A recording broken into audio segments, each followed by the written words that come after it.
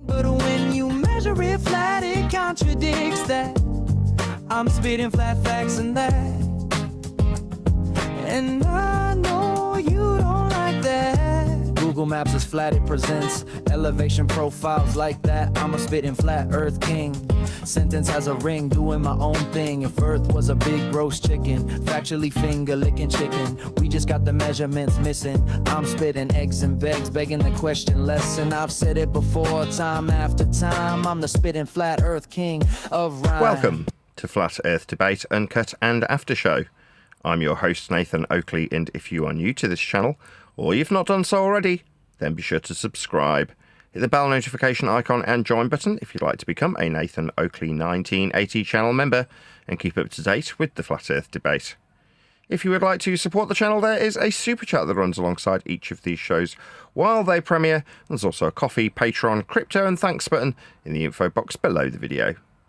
Speaking of Patrons, I'm going to do a quick shout out to all of you who do support me on Patreon. So a massive shout of thanks and appreciation to Sven P, Curved Fart, Pablo de la Cruz, Level Plain Poem, Vitali Z, Colton James, Survive the Spin, Thomas van der Zander, Measured Flat, Tiers Morgan, Mitch Kennedy, Rod, The Name's Burley, J Mel's 24, Unimento, Iron 26, Retro Bill, John Kays, Patrick Gunnels, Troy Shuker, Bob Barker, Mobile Mac 777, Rob W, Del West Watson, Unbelievable Productions, Blue Ridge Ranger, Abraham Mohammed, Skeptic 936, Texas Mike, Chow Young Cat, and Dank. So another massive thank you to all of you for supporting me on Patreon. Links, as I say, to Patreon are below this video. But with that, I will hand across to whoever is in Discord and Google, so you can enjoy their dulcet tones while I set up for today's live show. It showed these particular clouds that really they did not exist. I'm sorry. And I was thinking, how are they doing this? And I didn't understand, and I was confused. Now, if I had seen Wag the Dog and started thinking how they could just change history like that, I would have rebutted easily. Yeah, it's unbelievable. That's the thing. And then you look crazy. Oh, yeah, so they changed the history books? Really? So they put new things in the history books and made them look old. Is that right? Yes, that's correct. I know it sounds crazy, but these motherfuckers got power. No swearing, please. Uh-oh. You make sure you adhere to that now. Like that.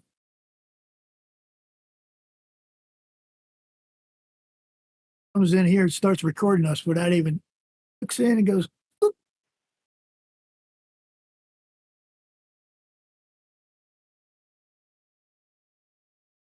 Alrighty.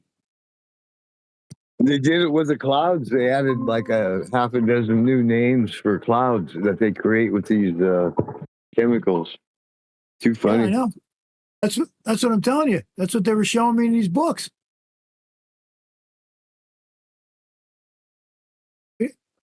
I think one was from like 1916, and when did they start flying? Like 1918. So this was the whole point. We didn't even have planes flying yet. Going, wow, how the hell did they do this? I was confused. So they get you, and they make you look crazy, and then they gaslight you. Yeah, I was going to say we did have that whole Zeppelin right before the planes, you know. Yeah, they knocked that out of the sky because they wanted it to stop. I think they wanted to keep the hydrogen for themselves. And come the airplanes. So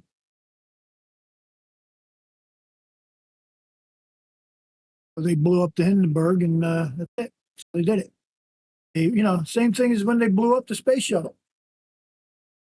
It just because people were bored with it. First, people were watching the launches and everything, and everybody was excited, and they'd have parties and shit. It just became So they blew it up. That's the first one I watched. This is the first one I watched on the television, man. Me and my grandmother. I said, Graham, is that flame? Isn't that kind of weird? That doesn't look right. The next thing you know, I'm going, oh my God, Graham, that just blew up. They're all dead. Yeah. None of them are dead because nobody was in the rocket. Oh, fuck. Pictures of grown-up Sandy Hook kids, pictures of the fucking space shuttle Challenger. Sorry for that word.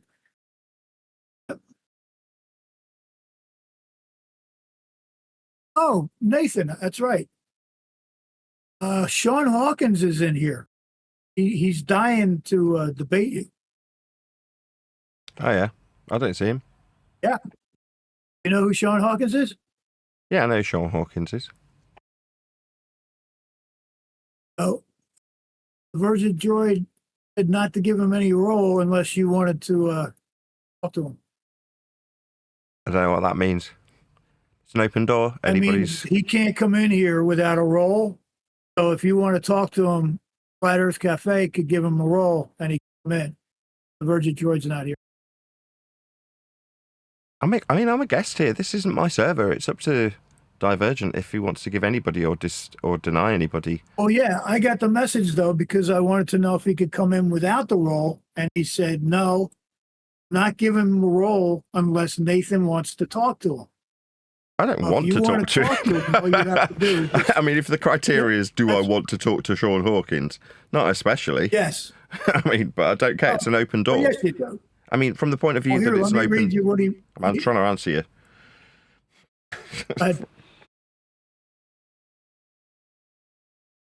Okay, so this is what he wrote. I read this earlier. This is what he came in and wrote. He's a The angles Jets to gang. Polaris. Listen what he wrote. You're going to love this.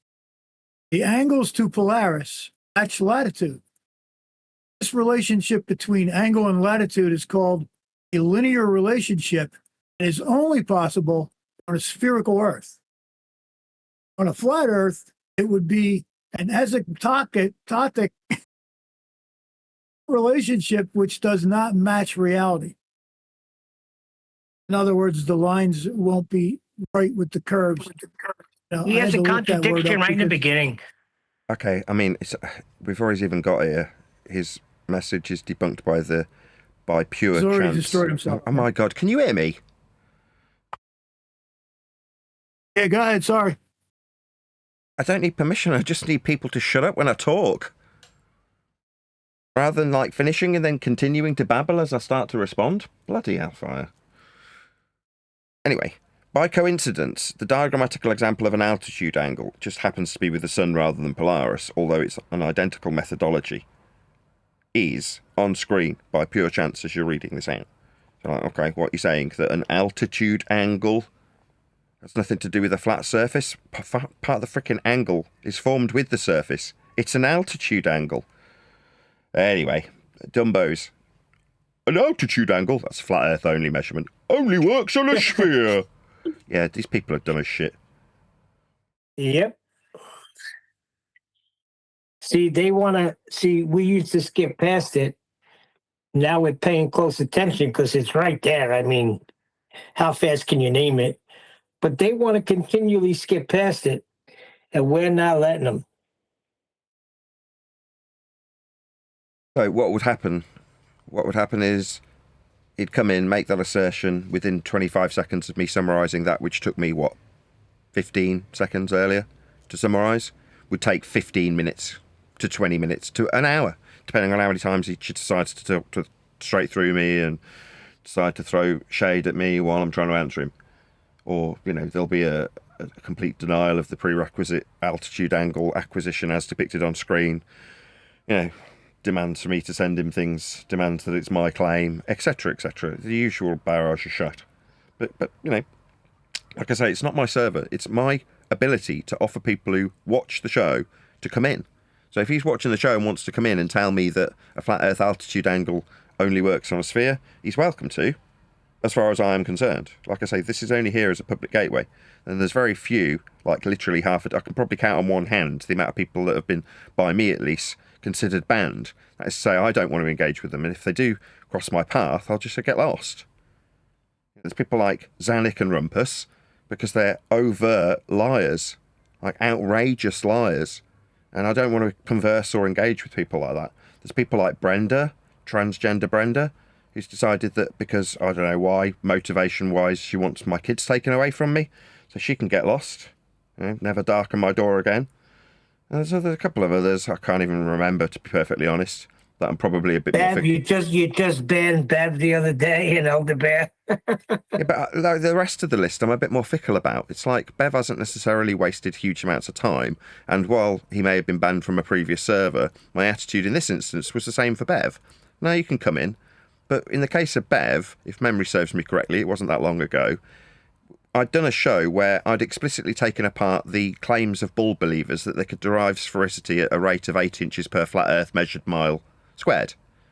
Bev turns up and starts telling me that I've claimed Earth is flat based on 8 inches per mile squared. I've then pointed out twice that that's the position of my opponent that's been put to me, and I've simply pointed out their necessity for flat Earth prerequisites in their claim. They're suggesting proves sphericity for them when they use flat miles. In other words, definitely not my claim. Now, even though I'd given him the benefit of the doubt, even though I'd illustrated that painfully with him yakking through the top of me incessantly, by the time I got to twice, having acknowledged that he's heard me, lied a little bit about how he's heard the conversations on Discord versus YouTube Live, we've got to the point where he's doubling down on assertions that I'm making the claim, I'm pointing out where my opponent requires flat earth prerequisites to square them. So I just said, get lost at that point. Now, were it to be the case that 6 months from now, you're like, Bev, is he allowed in? I'd be like, probably, because he's not done something so egregious that I want to get rid of him. And I haven't explicitly contacted the server operator to say, ban him. What I've said in the moment on a show is get lost. My God. Mikey, you're off mute, hot micing. Like discipline. I'm just done. It's like the third interruption to this explanation, so who cares? I'm pretty fickle beyond people who are, like, constantly lying and wasting people's time. And when you take them painfully and slowly to the point of concession, they continually double down and lie, even in the face of them being demonstrated to be liars. Those kind of people, like Zanuck and Rumpus, can get lost forever, because you're never going to get anything out of interacting with them. There is literally no point. Even if you get to the point where there's an obvious concession or they're caught out in a lie, they'll never concede it. They have absolutely no humility. Therefore, they're just time wasters. Now, people who decide that they want to stack up my opponent's use of flat earth miles against me as a claim, that's far less egregious than the Rumpus or Zanuck. So I'm a little bit more fickle to those sorts of instances. Transgender Brenda can get lost forever. Don't threaten my kids. I'm here to debate about the nature of Earth, or I was, until we figured out it was measured flat. So, beyond that, attacking my family is just scummy, and get lost. You just don't, you forego all interaction with me at that point. Yeah, that was very strange with Bev, because like 2 minutes earlier, the guy said 8 inches per mile squared, right? And he just kept saying that, no, you said it. I'm like, does this guy not pay attention that it's recorded? I mean, if he can get away with lying and putting something on my shoulders that isn't necessarily supposed to be there, then he will. But that's just Bev. He likes to stack things up against me like I'm his opponent. I mean, frankly, this little man doesn't concern me in the slightest. I never give him any second thoughts. Suddenly he's there like an irritating rash.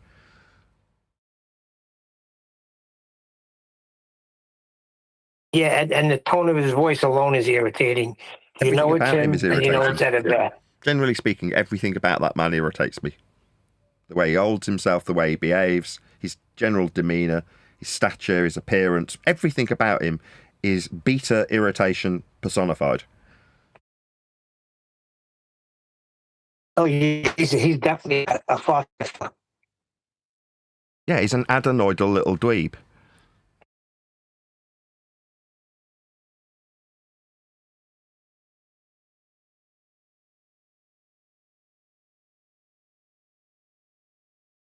But yeah, as for Sean, I can't remember the last interaction I had with him.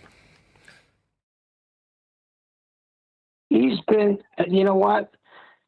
Somebody, Hold on 1 second. I got a call.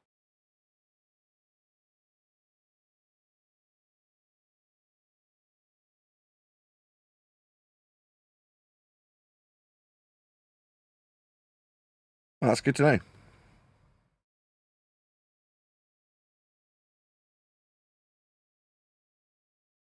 When I say sorry, go ahead. That's not giving you permission. That's telling you that I'm not talking anymore.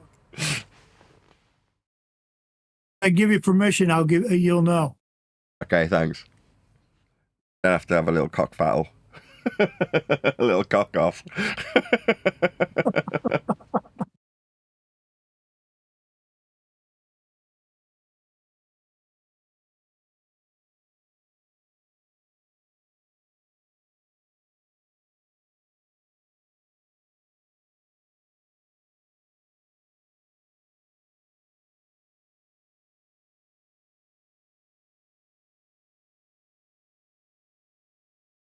So what's the score then? You going to give him permissions? At Earth Cafe, you around? Yeah, I'm here. I'll do it right now, actually. There you go. Tell him he's welcome to come into VC. Right, can you be trusted to talk amongst yourselves for 2 or 3 minutes while I press a few buttons ready for the live show? Sure, we're going to figure out who More Blues is. That's click OK. Anybody know who this guy is? Yes. More Blues? Click OK.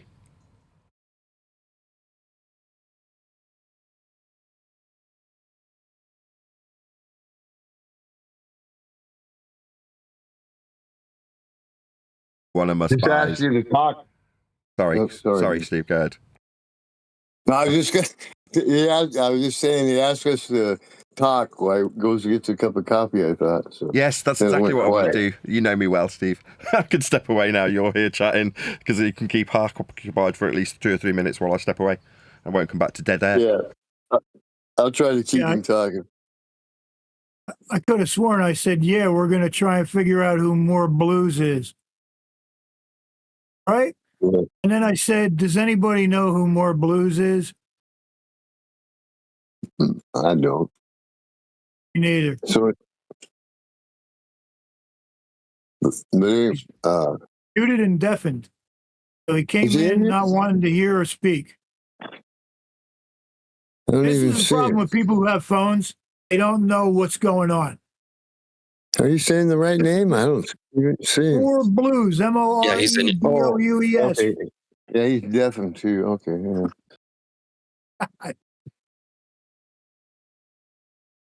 Okay, keep going. Can't just stop talking. Okay. Cafe, you got something? Yeah, I just gave Sean that role. I'm trying to send him a message to let him know that we're available.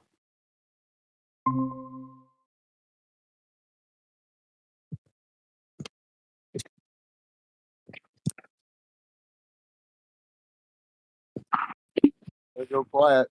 But today's Friday. Are we gonna hang out here today? Probably. Funky Friday.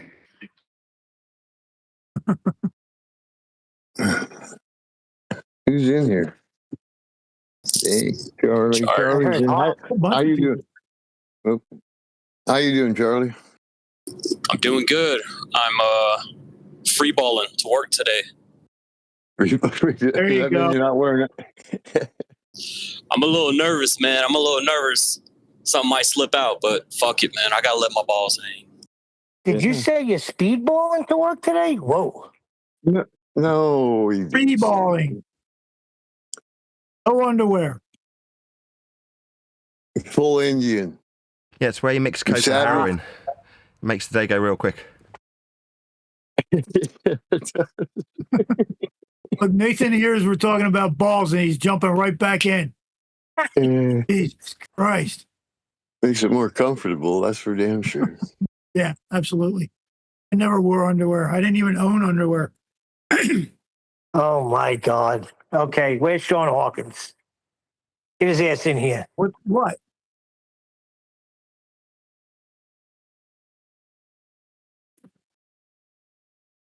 They made shoes to give you less balance.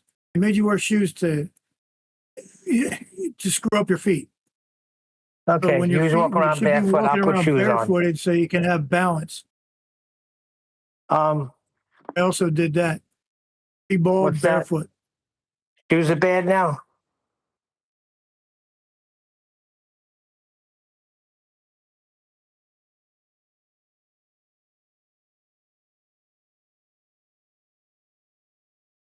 Shoes, bad shoes. No shoes for you. Talking to me. Papa needs a brand new pair of shoes. I don't know. Hop says they're no good. Underwear's no Get good. shoes. You got to make sure you get wide shoes. You stunt your foot. You bind your feet, and you don't have good balance. You can go barefoot. Okay, my little ballerina. You go barefoot on rocks. I like my shoes. Yeah, I did. You get I'm calluses. sure you did. Yeah, you get calluses. I'm sure you have. Yeah. I used to Podiatrist walk down the nightmare. street in the summer. Yep. I used to walk down the train tracks and the rocks. Yeah, it was crazy. You get calluses and it doesn't hurt. All there is to it. How do you think people walk across hot coals? I couldn't give a shit. Well, it's because you're you. Good morning. How are you? Good morning. Good morning. Now that is the proper freaking greeting. Yeah, I've got to be honest, I'm slightly taken aback. Very good. I'm excellent. Pleased to hear you're all warmed up after the pre-show. Isn't always the case. Now, with that absolutely outstanding welcome to the show, I don't actually have anything planned. So yesterday evening, late into the night here in the UK, I got a little wake-up call or heads up from my wife saying, oh, by the way, your publisher sent back your book. And as expected, it's now at the same stage as I got it to last time before making some reasonably heavy edits to it, which didn't necessarily cheer up my publisher much. But there we are. We're in the same position as we were maybe 2 or 3 weeks ago, with me having been sent a semi-finalised copy. It's in the actual format that potentially you would see it in if you were to buy it, which is to say I've downloaded it on Kindle app and iBooks. I think it's called Apple Books. Yeah, Apple Books. And just gone through those along with a PDF that I assume will eventually form the paper or hardback versions later down the road. So I don't know, maybe 4/5 of the way through the PDF version, which is for the main paper and hardback versions, and then later on today I'll go through the book version, the iBook or interactive book or whatever you call the online version, which is the first one that will be released. So what's on Apple Books for me and Amazon Kindle Books on my iPad is the next one I'll go through later on today. But that's going to be me tied up for the rest of the day. And having done it all morning, or since dropping my wife off at the train station with the kids, I've been going through that. So that's what I've been doing. So I haven't actually got anything planned for this live show. So it might be a very tedious show. We'll see how we go. Like I say, given the enthusiasm, hopefully you guys are up for chatting about something regardless of me not having anything planned. Let's do a little housekeeping. Do a little housekeeping. I mean, housekeeping is a thing of the past now, as far as I'm concerned. I mean, it's a chapter in the upcoming book. So housekeeping is something like chapter 6 or 7, something like that. And it explains the process of coming to those questions when there was perceived to be a globe Earth versus anti-globe Earth in name only, flat Earth debate. And positioning everything for how spherical Earth wasn't was necessitated with this version we call housekeeping that keeps track of all the arguments so they don't just get rinsed and repeated by our opponents when they suddenly develop an amnesia conscious decision to, I would say, eradicate those ideas that we debunked from their mind so they could come in the following day and do the exact same thing.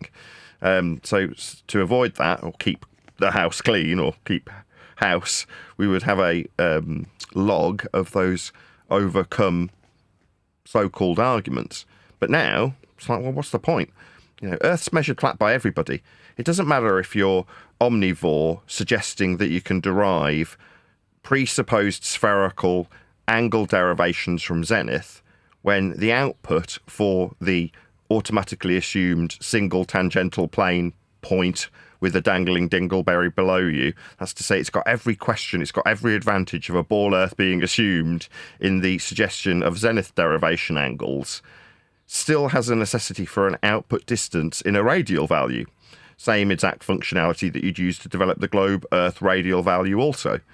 And the globe Earth radial value, and indeed angles of elevation being derived into calculations of spherical radii? No, we're talking about flat Earth areas of equal elevation with flat linear radial values with an output in miles or kilometres. Miles and kilometres being flat linear distances, in this particular instance with omnivore, extrapolated out into radial values for circles of equal elevation when finding your position at sea with celestial navigation.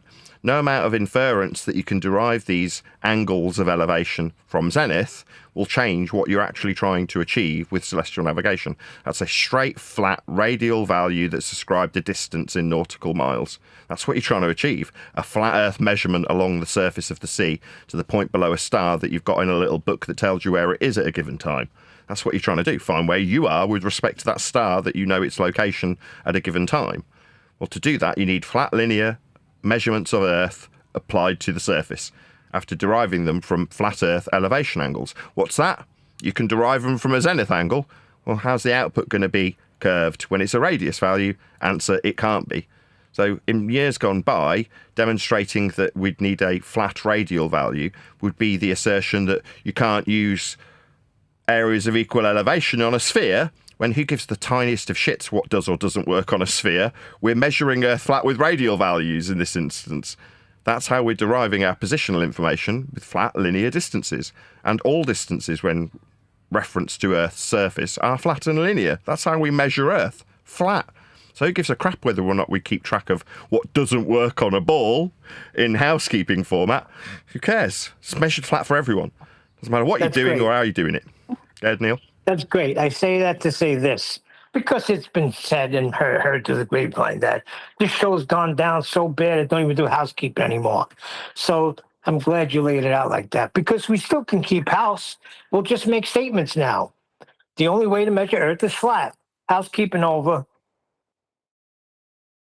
I mean, as I say, throughout the book, there's various different housekeeping questions that are specifically addressed, with the output being the understanding for the reader how flat Earth was being measured and indeed ignored while those concepts are waded through. So it doesn't matter if I'm describing a former housekeeping question in the form of scientific evidence of gravity. The explanation in my upcoming book is to explain how you've got a downward vector, flat Earth prerequisite, perpendicular to sea level, when you're describing a buoyancy Archimedes hijacking in the case of specific gravity, or a mass attracting mass force to develop a perpendicular downward vector for all things moving through air. These concepts of gravity are dependent also on having a flat Earth planar surface to reference for orientation in a downward vector. It doesn't matter if you ascribe that heliocentric force or not. It's like at the moment people are saying, oh, well, when we're measuring Earth's surface, we're measuring perpendicular to a gravitational force. And you're like, what do you mean flat? If you're talking about a force of gravity which is out of date from 1915 onwards, then you're talking about a downward vector 90 degrees to a planar surface. That's what perpendicular means. But the ballers who come to us in years gone by would come to us and suggest that a negation of the flat surface that we've been whistling past anyway is achieved by introducing the notion of a gravity that is automatically assumed to be in reference to a sphere, when in reality, gravity is measured flat. Downward vector. Down. What's down? Down with respect to a plane. It's an orientation. Perpendicular to a plane. So Earth's measured flat for everything, including gravity. Go through another housekeeping question. What are you going to be talking about if you're talking about molten core, or axes, perpendicular to a plane of reference for rotational forces with lines of field magnetism that give you directionality in the vertical. No, we use a compass. It's horizontally orientated. So we need a flat Earth for azimuth and directionality from magnetic field lines, assumed to be vertical, when perpendicular to a flat planar surface to be an axis with respect to. So every single line of inquiry that we used to deal with housekeeping can be addressed with one simple statement of truth. Earth's measured flat, for everyone, always and without exception, even when assuming you are on a ball. So I don't need housekeeping anymore. All right, tough guy. What about the distance to the sun? Distance to the sun is a derivation of the radial value, with Copernicus, Kepler and Huygens being the three main players that utilise flat planar measurements of elevation angles, elevation being from surface, angle being two straight lines meeting at a vertex that can never be bent, if you're going to infer curved distances like I detailed earlier with omnivore. We're talking about flat Earth, planar measurements, two stars to develop systems like latitude and extract radial values of flat circles derived with the same system, to then take ever-decreasing areas of equal elevation in a Polaris-centric system measured with flat Earth angles from surface level, that's altitude angles, to sphericity by overlaying ever-increasing areas of equal elevation onto a sphere with the degree measurements you took from a planar surface marked on the outside edge of a sphere. So to derive a radial value to put in orbital motion requires you measure Earth flat to do so. To scale the distance is to take the flat Earth measurement of radial value and superimpose it onto Venus so that you can scale it when it moves past the sun. That's what Huygens has done when he makes the, quote, ingenious assumption that Venus has the same flat Earth measured radial value as Earth. That's it. So you need a flat Earth radial value to infer orbits and extract distances when making assumptions that flat Earth measured radial values are the same as Venus, so you can scale Copernicus and Kepler's elliptical orbital motion systems that are only existent in maths that puts you inside a ball with the same derived radial value marked with degrees on the outside edge of it, and you inside what we call a glorified protractor for you to be in an orbital motion with respect to the centre of that glorified protractor. Earth will always be measured flat, even when you're deriving spherical suggestions of a surface you can only be within and never on when moving around the sun, and scaling with Huygens' assumptions distances to anything that is a suggestion of heliocentrism when you look at the lights in the sky. Pretty good. Yeah, you can tell I've only just read my book today. I got one for you. Is there any evidence of flat Earth at all? That's what I got yesterday. Yeah, we measure Earth flat. Any evidence? It's a fundamental prerequisite for all claims that are ever based on any Earth measurements ever. I just went through several of them, like gravity. What's that gravity? What, perpendicular to a plane of reference in a downward orientation? Yeah, you'll require a plane of reference for that. It's dependent, thoroughly foundationally based on Earth being measured flat. Say again? That's an axiom. Axioms don't prove Earth is flat. It proves that we measure Earth flat with these axioms. That's what we're doing. It's not necessary to prove something that's axiomatically foundational. That's why it doesn't need proof. It goes without saying. Now, because it went without saying, Globers used flat Earth measurements to suggest sphericity. But now I'm saying it. We're measuring Earth flat. The fact that it's an axiom, what means that it doesn't give us a flat Earth when that's how we're measuring it? That's absurd.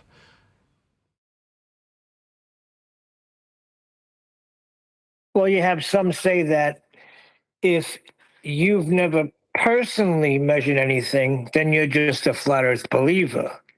You only know it's flat when you go out and measure it yourself. Okay, so my answer to that is maps. Oh, no, I don't have to. I can accept that.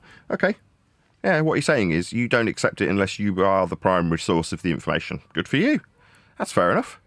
But the problem is, having sat here for 10 years, I've had literally thousands of people come to me with their measurements, and they were always, without exception, flat. Now, you're right, I didn't do any of those measurements, but how do we account for the literal thousands of measurements that have been put on my desk that were all using linear distance measurements? I mean, you can say that because every single one of those thousands of measurements put on my desk weren't all measured by me, then they are all void. I mean, you could say that if you want to. You can say, no, I throw out linear distances on maps, which is regularly used here, to square a function to suggest we've got sphericity with it. I mean, you can throw them all out if you want. I don't give a crap. Further to that, if people say, well, you're just a YouTuber, yeah, you're right. Don't take my word for it. I don't give a crap what you do anymore. The debate's over. Earth's measured flat.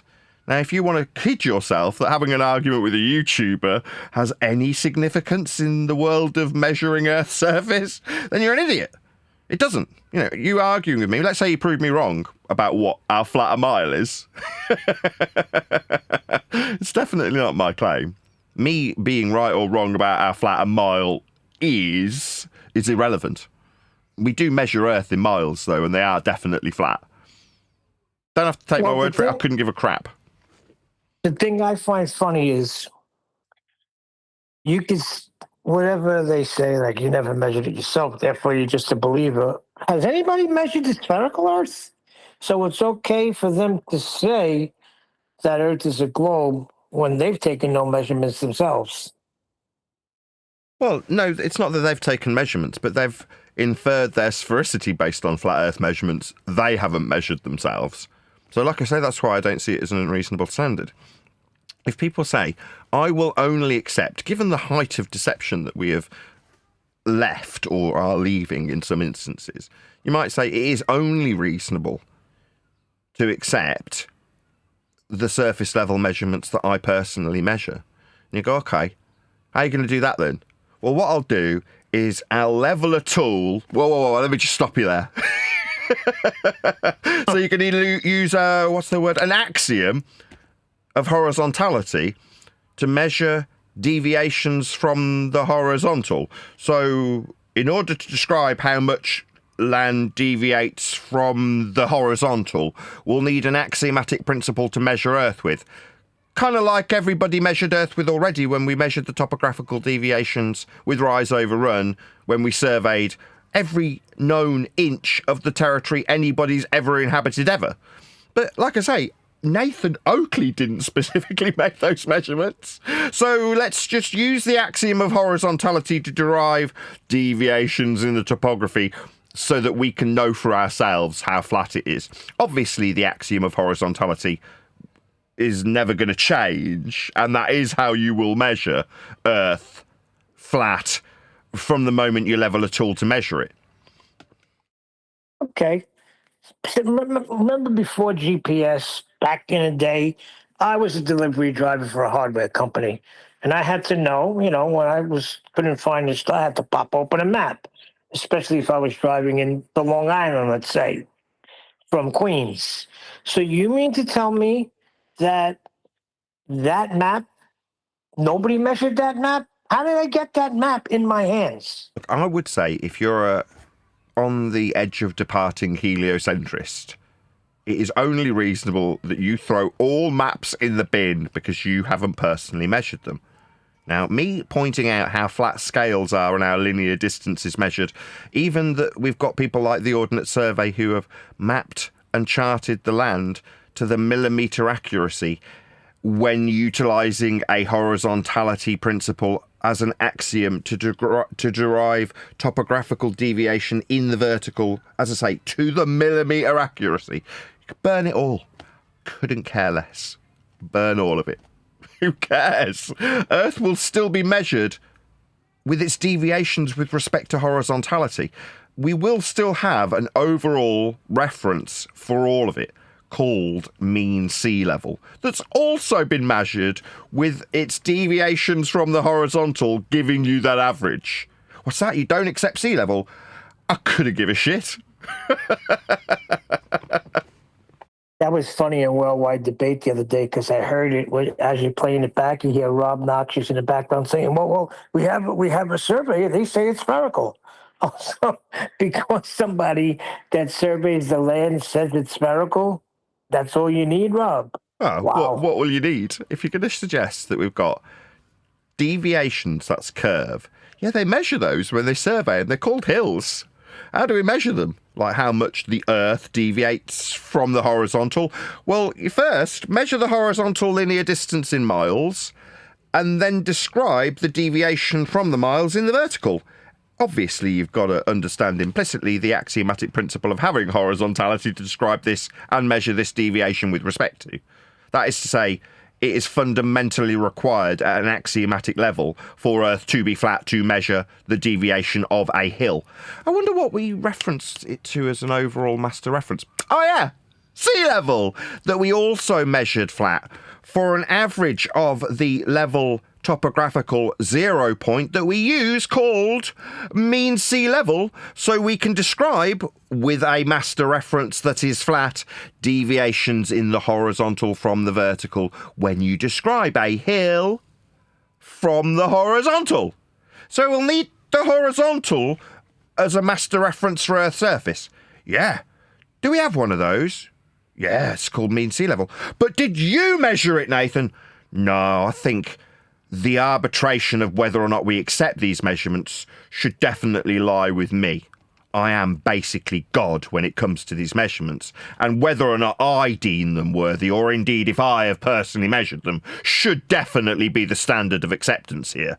You should all fall to your knees in front of me and ask politely if I have personally measured them. And if the answer is no, you should know that me having not measured them should definitely result in you not accepting them. Okay? Good dogs. I'm flattered, Well, though. Flattered that people see it so important whether or not little old me's done anything. Yeah, well, it's measured not flat. agree, disagree, right? It's a measurement. There's no agree, disagree. No, you don't disagree with a horizontal axiomatic principle that you're measuring in millimetre accuracy when you describe the depressions and undulations vertically from the horizontal that you measure with an axiom called sea level, averaged to form mean sea level, so that you have a 0 point to describe topographical deviations with. That's not agree, disagree. If you haven't done it, what, gone and used the horizontal axiomatic principle we use from sea level to make your own measurements? Yeah, I mean, if that's your high standard, I mean, show me. But in 12 years, nobody's ever presented any of those. And if they did, what would they present me with? Their demonstration of a deviation from the horizontal? What, like flat Earth measurements? Yeah. As I was saying on yesterday's show, it doesn't matter if I leave my so-called opponents to it. That is to say, if they never engaged me in terrified fear of me. If they never did that, it wouldn't matter. They'd still go to, I don't know, Antarctica and measure Earth flat with elevation angles to the sun for a 24-hour period, as they all did, other than Dumbo Dave McKeegan, who couldn't quite cope with a tripod. They went with their own volition in tow and measured Earth flat there. It doesn't matter if I do anything. People who go and measure Earth require horizontality as an axiom to lever tools to and things like that. Like, in this case, equatorial mounts that you level to a plane of reference to measure angles from the 0 point to a light in the sky we call the sun. That's an elevation angle. One straight line along the surface. That's what elevation means, from surface. And angle, as in line up to the sun, meeting at a vertex. That's two straight lines measuring Earth as a flat plane in order to call it an elevation angle. Exactly as measured. Not by me, but the people who do go out and actually take it upon themselves to see this as their responsibility. They go out and measure Earth flat. That's what they do. I don't have to do anything.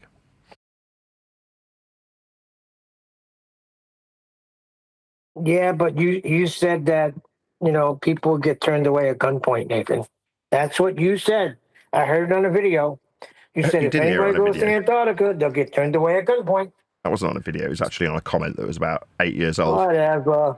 It's your Nevertheless, voice, buddy. that's a fact. If you go there, it happened before the most recent trip by so-called flat earthers who alleged to go to Antarctica, and 6 months after, the Chilean government escorted people away who didn't have the permits to be there. But who cares?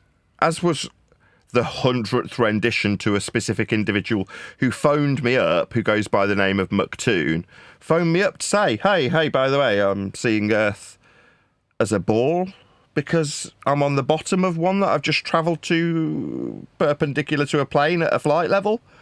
And I've got here and I've set up my equipment and I've measured Earth flat for a full 24 hours. What say you? You've measured Earth flat. Where's the guns? He tried to deflect the measurements. Did I? I wasn't making any. You called me.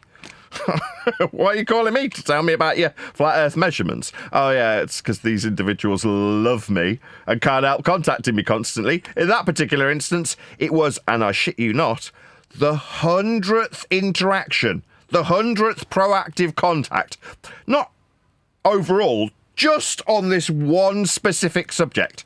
That's measuring Earth with elevation angles by this specific individual who goes by McToon, who had been pointed out to him literally 99 times prior after his proactive contacting of me that he's measured Earth flat with elevation angles. On the 100th rendition, it was done verbally after being told that it measured Earth flat for 24 hours. Yeah, you can't make this stuff up, can you? Yeah, I described it on a video that'll come out soon, right? So we had Omnivore, who'd started inferring homosexuality by the standards that were laid at my door after the fact, that he could give me a cock-shaped microphone if I was to answer his questions, when I made it explicitly clear that I won't be answering any questions from scumbags. I'll be telling you Earth's measured flat, because you will be measuring Earth flat. Now, this particular person then came along and offered this radial value. Radii don't bend. Now, he had only previously, couple of minutes, let's just say, suggested that this distance was along a curved surface, until it was pointed out when he came to me with this area of equal elevation with a flat Earth radial derivation of elevation angles from a flat Earth surface level, same ones McToon was measuring, that he could bend radii. Now, what I did was as I said to Neil, was given a flat Earth measurement on a little pillow. And I'm going, wow, this flat Earth measurement of linear, flat, radial distance in miles kind of looks like a cock-shaped microphone.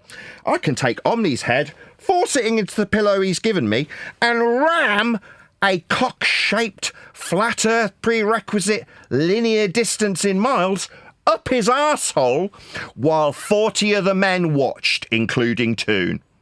That's what I did. Rammed their own flat Earth measurements up them. Now, that's what I do, yeah? When people come to me, doesn't matter if you're alleging to be in Antarctica, you all do the same thing. Same reason we don't need housekeeping anymore. They go, here, Nathan, accept my flat Earth measurement on this beautiful pillow you can force my head into and ram my measurement up my own arsehole. That's what they do. Now, if you don't want me to do this to you, don't come to me and offer a flat Earth measurement on a pillow. Don't do that. Then you won't have it rammed up you when I've told you there's no debate here. I'm not here to answer scumbag, globe-believing wankers questions. I'm here to tell you Earth's measured flat because it is. Now, when you go, no, it's a ball, because here you go, a pillow for you to force my head into with a flat Earth measurement on it, in this case, radius, that Omnivore used. Yeah, I'm just going to do it. I'm going to take that flat Earth measurement and force it up you violently.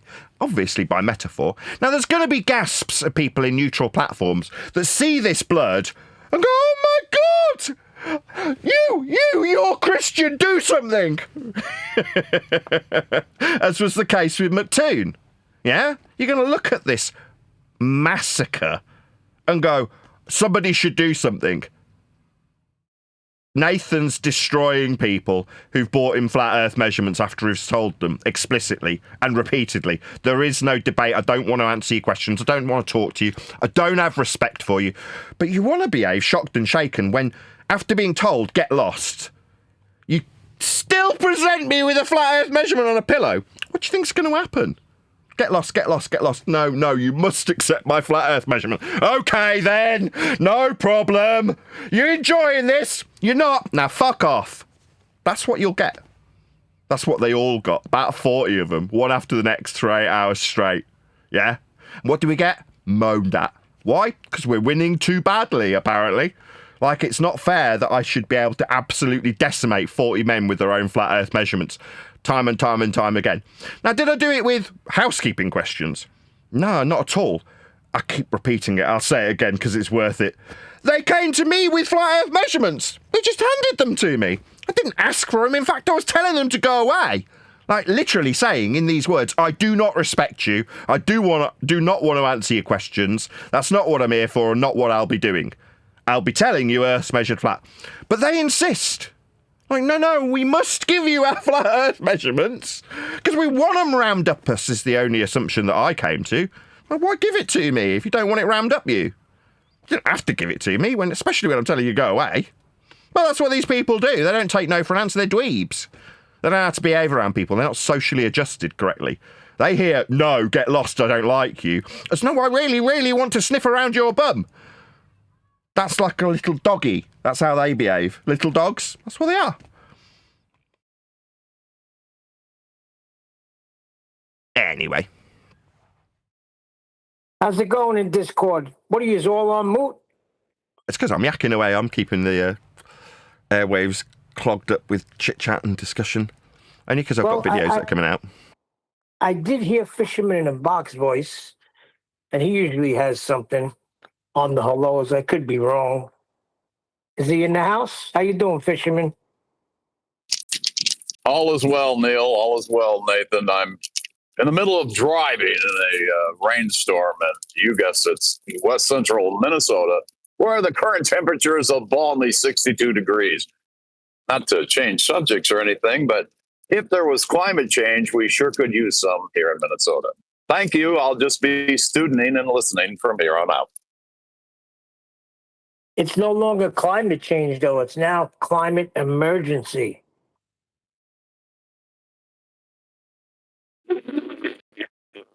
Okay. 10-4. You know, be afraid. Be very, very, very afraid. You know, the polar ice caps are going to melt. And that's it for us, buddy. Okay. Right. Okay. I've got this video queued up. Hopefully you can hear it. I'll just do a quick sound check. Can you all hear this? 40 men. Wow, that's loud. You hear that? I heard it. We heard I don't know if they heard it in Discord. Excellent. Yeah, Steve said he did. Perfect. Right, so I'm going to release this tomorrow. It is called McToon Can't Cope with the Globe Massacre Bloodbath. And that I had to deal with simultaneously. Yeah, I could have done it with one hand tied behind my back because Earth's measured flat by everyone in all circumstances without any exception. How can I get away with using this flat plane measurement without anybody noticing? Well, I'm going to notice every single time. Now we move to the next question, okay? I'm not answering any of your questions. What part of this don't you understand? I have absolutely zero respect for you. I'm not going to be answering any of your questions. I'll be telling you, we measure Earth flat. Really cool cock-shaped microphone, and I'll send it to you if you answer the question, Nathan. Right, you want to tell me about a cock-shaped microphone now when I point out the radii don't bend, when you suggested that a ground distance was bending? Nathan, you're the one who's not behaving well here. Sorry, radii don't bend. Nathan! And we measure Earth flat. Really cool. I have a really cool cock-shaped microphone, and I'll send it to you. He starts losing a debate. He immediately starts thinking about gay sex. Right, I was just asked if I wanted a cock-shaped microphone. Yeah. That's right true. now he's That guy that was asking me if I want a cock-shaped microphone is a closet homo by your standards, sir, as you try and pull me off him again. Did we make that manual? No, came from 10th Man, actually. It's not strictly speaking mine. okay. But So good. Wait, we just stutter like a complete... Yes, we do, don't we, Omni, you hard area of equal angle. Now, Toon was there too. He could have got involved, but he was on the sidelines watching his own side get raped, and he did nothing. What did he do in the aftermath of this rape they all suffered? Oh, we moaned at Neil for not doing it. Why didn't you do something, Toon? Why didn't you stop the abuse that all of those men suffered at my single one guy's hands? Maybe you need 50 to deal with me. I was like, oh my God, he's complaining because Nathan has just destroyed 25 guys in a row so badly that they're losing their minds. Come in here, absolutely destroying people, leaving them on the floor, metaphorically bleeding out. It's not very fair, Nathan. I mean, come on. Every single bullshit straw man and excuse that's come up over the years is pure projection. And in reality, even when they've got 25 fellow ballers around them and no ability to blame a mute button, they still lose. Why? They basically come to you with a pillow with a flat earth measurement on it and offer it to you immediately. Now, what I do is take the flat earth measurement off them and go, wow, this is kind of cock-shaped. Cock-shaped. Look at the pillow and go, I could force your head into that and ram this flat earth measurement up you. 25 different men, 25 different times, with them all moaning about the sight of the blood. 40 men that I had to deal with. There you go. But I'll release that tomorrow. It's currently members only. It does give me quite a nice opportunity to plug my shorts videos. So I keep plugging my PayPal and coffee link because I'm poor until this book gets released. I need to supplement my income some other way because I've run out of microphones to sell about 3 or 4 months ago. And as a consequence of having no microphones to sell, I'm poor. So for that reason, I've been shouting out my coffee link. So buy me a coffee. If you do have the means to do so, don't stand on ceremony. Support me. So send me a couple of bucks to buy a coffee. It will actually go towards mortgages and light bills, but you know, it's the principle of buy me a coffee on the coffee link or PayPal link that I'm appealing for you to do if you have the financial means to do so. So please support me financially via those means if you can. If you can't, which is perfectly understandable and acceptable also, please share one of the shorts videos. So if you go to the homepage of Nathan Oakley 1980, you will see a whole bunch of different shorts videos that have been like that video, maybe less so in that case, semi-sterilised, which is to say, for the most part, or 99% of them have got no swearing in them at all. And if they do, it's been edited out, like with that shorts video. So there's whoosh sounds instead of F-bombs. So they're shareable. So if you want to share with your fellow man the notion that all of our opponents come to us with nothing but flat earth measurements, as described in that particular instance by Omnivore, presenting me with a flat earth derived radial value in linear miles for celestial navigation, then please share one of the shorts videos. Obviously, my preference would be that you gave me money, but if you don't, please share one of those sanitized shorts videos. It is all very much appreciated. Also, shout out to Flat Earth Cafe, who was the most recent person to send me a coffee. Thank you very much indeed. Coffee link. Buy me a coffee, whatever you call it. Yes. All right. What was that? What was I reading in Master B this morning with this sour pounder guy? He was the one that was in chat the other day. He was the guy right? that you were talking about. That's why I rattled off a response, because we'd already talked about it on one of the shows. So I quickly typed out a response based on our conversation about it. So somebody contacted Neil and suggested that they put money in escrow. Ooh, escrow? Wow, thank you. For me to go and debate somebody. Now, first of all, I'll just say this, right? People have paid me to go out and debate.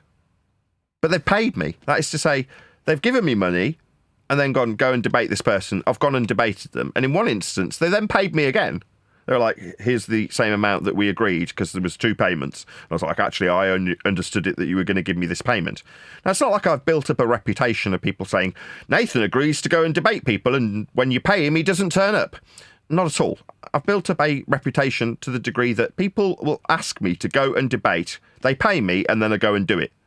Now, this guy sends me an email saying, I will put money in a different account you have no access to, and you can come and debate for 3 hours with McToon with Jaron as the moderator. I'm like, okay, so I get the money in escrow. Oh, no, there's more. Conditions. If you rage quit, if you don't do the full 3 hours, if blah, blah, blah, blah, blah, blah. All these conditions for somebody who's saying that they're challenging me, this is a third party, to a formal debate. Now, formal would be, first and foremost, me talking to somebody who's got a freaking name, not some no-name troll. So you're like, okay, I'll just do, coincidentally, what I did to Sean Hawkins when he did a very similar thing. Started making demands of me. Like, you'll be doing these will be your contractual obligations. I'm like, you can come and suck my dick and give me good eye contact. And should you not accept my load that I'll keep stored in my balls till you come and oblige, yeah, you won't get any of the interaction that you desire. It's like, I can come up with completely unreasonable terms too. That's what these people with no name get when they come and start making demands of me. Like, what? Number one, I run a public show. Like, Toon can perfectly easily, and has, interact me any day of the week. I open the door for people to come in and say, whoa, I am here. My name is McToon. I would like you to hear me out. And absolutely without question, we'd hear him out. Like we heard him from Antarctica tell us about him measuring Earth flat for a 24-hour period, like they all did there. Other than Dumbo Dave McKeegan, who couldn't quite cope with the measurement off a flat Earth. But other than Dumbo Dave, they all measured Earth flat there, and Toon, being one of them, was capable, while he was there, to get in touch with me and join the live stream, which he did. So it's not like he needs some cosy, comfy space from some third-party unnamed troll who's suggesting he'll put money in escrow for me. No, I'd want money in my bank account. That's what I'd want. Now, you, a no-name troll, has worked under the assumption that you can just email me with a load of demands. I don't even know your name. But you can come and suck my dick if you like. Yeah? You'll have to give me good eye contact. Those are my unnegotiable terms with no-name trolls that offer to give me money in escrow. That's what you get. Though that sentiment was pasted into the Master B chat, so you're all up to date. That's the explanation for it, Neil. You know, that time he called from Antarctica, this character, and that's what he is, a character. He accused you of your girlfriend, the mute button or something. I mean, there was no mute button involved, but he managed to get it in there. These people are just liars. That's all there is to it. I vaguely remember being told that I'd, quote, tried to deflect two measurements. Yeah, but before he said that, he goes, hey, get your hand off your girlfriend, the mute button, something like that.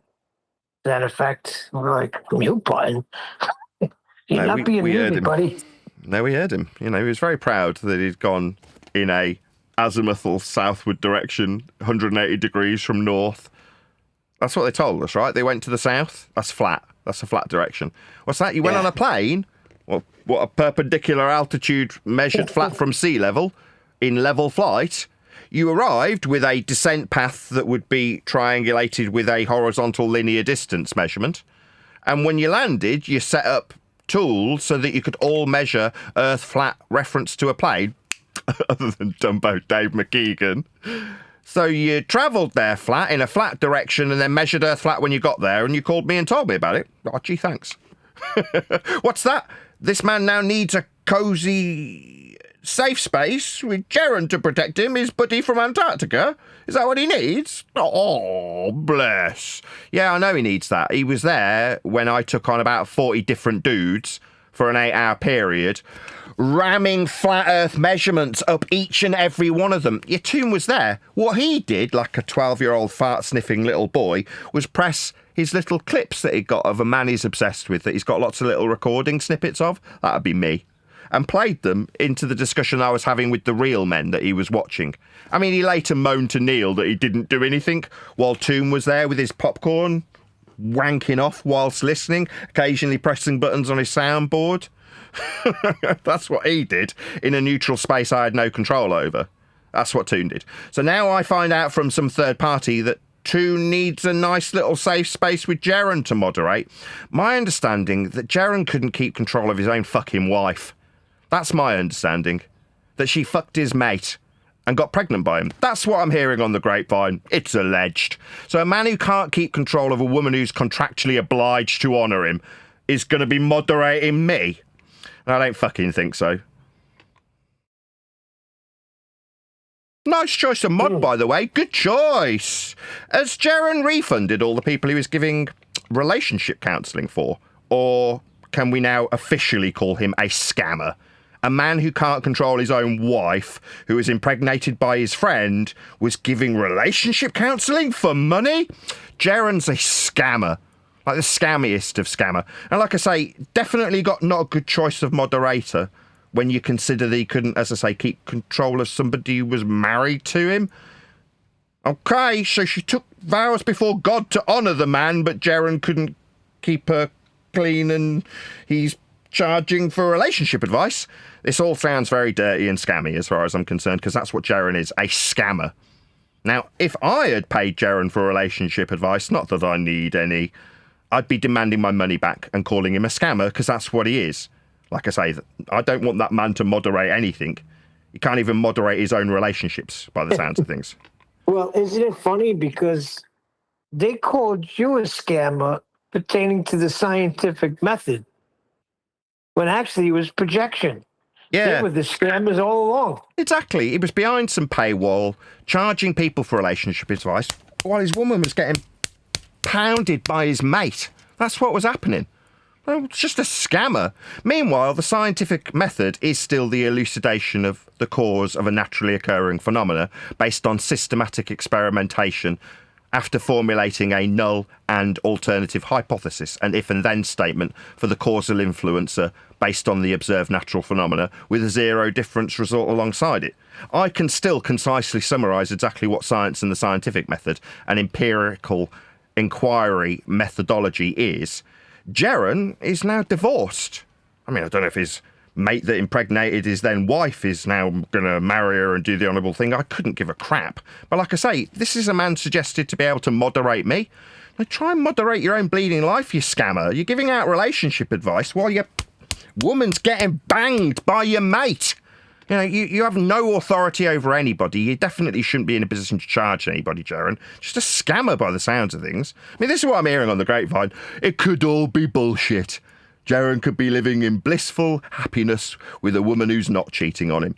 Or he could be divorced and just a scammer, another scammer online, hiding himself behind a paywall, ripping people off for money with relationship advice that he definitely isn't actually comporting to, therefore scammer, or is utterly incompetent because his advice led to his wife getting banged by his mate. So either way, he's a scammer, isn't he? Jaron, that is. I don't want that man moderating me. Yeah, moderate his own relationship, he can't. Why would he be able to moderate me? Far from it. So yeah, that's the guy who's contacted me, offering me $500 in escrow. Yeah, gee, thanks. Yeah, put money in my bank and then I might take you seriously. Till then, suck my dick.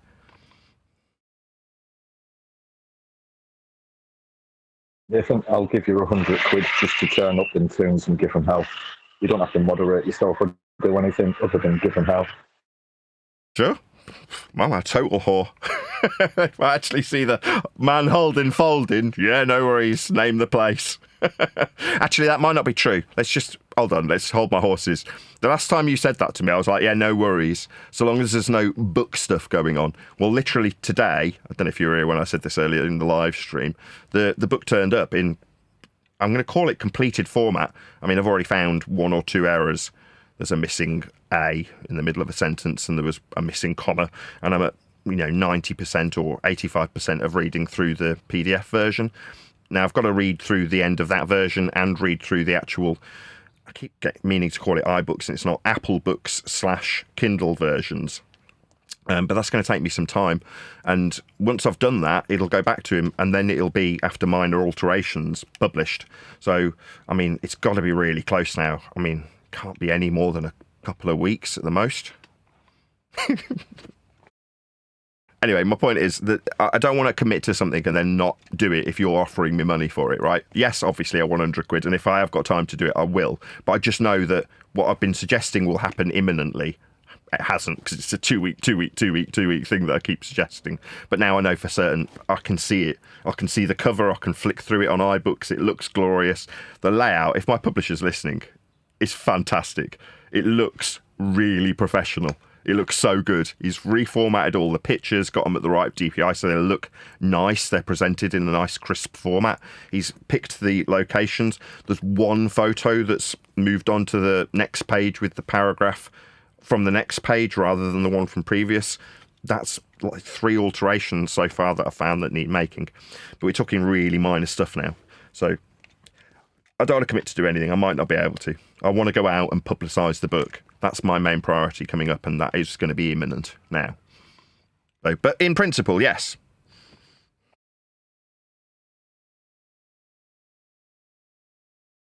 If you find out on the grapevine what's required of me, then let me know, Len. No escrow, no requirements, just hell. So that means, okay, so that means you just, when is Tune live, right? What is he on, a Tuesday night? Let me see when I get my phone calls. Usually on a Tuesday night, right? Is that right? Yes. So you would have to open up a link because we want to be there, Nathan. Fair enough.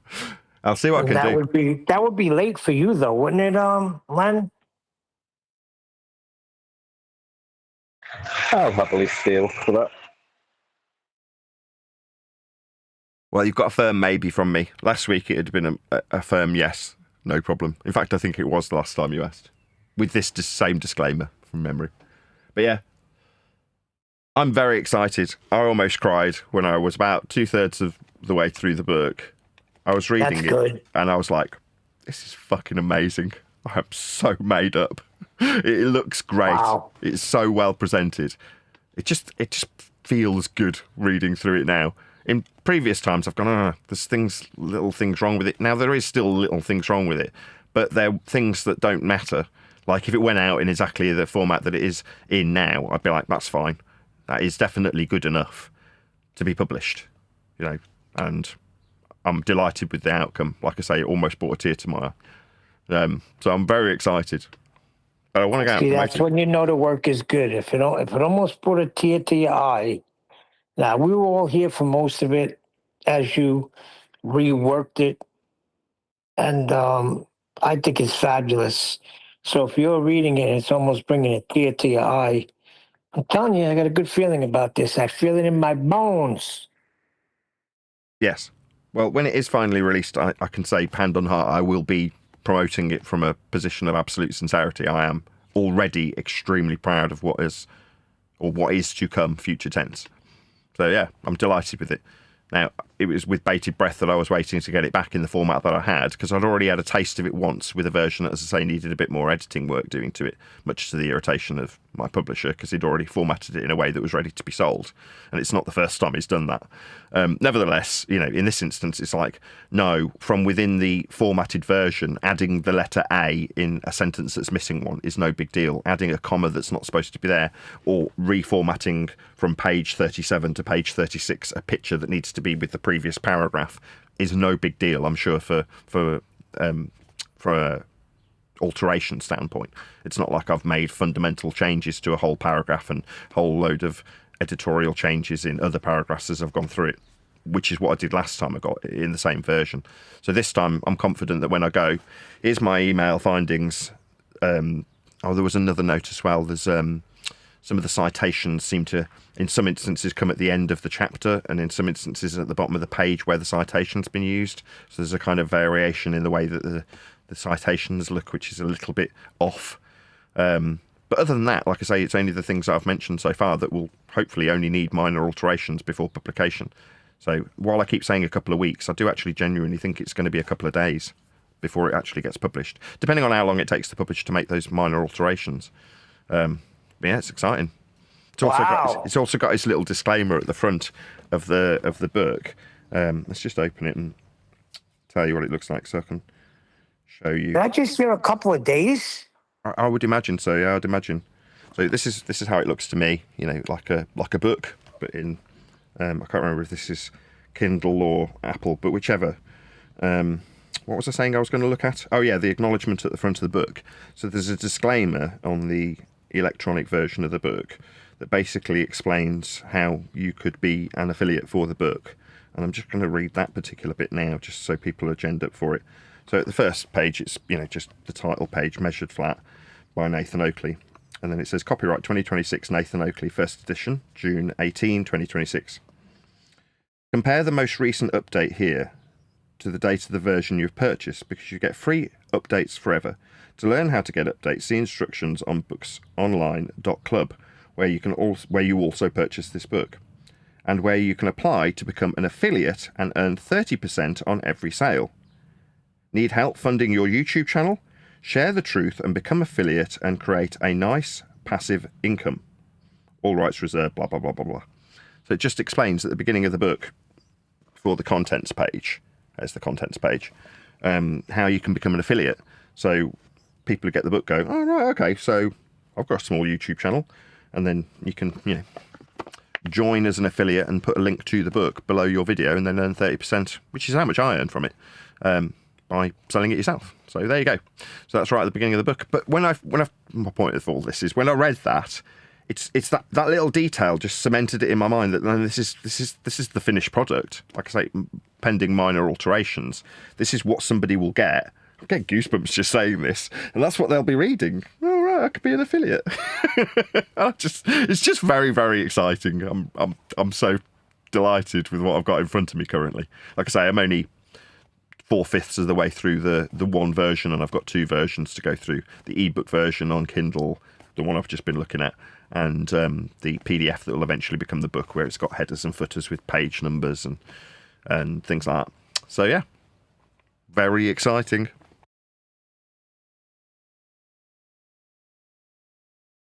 Yeah, we're getting to the right down to the nitty gritty soon. Listen, when I'm able to purchase it, that's when it's going to be legit. Until then, about 2 weeks.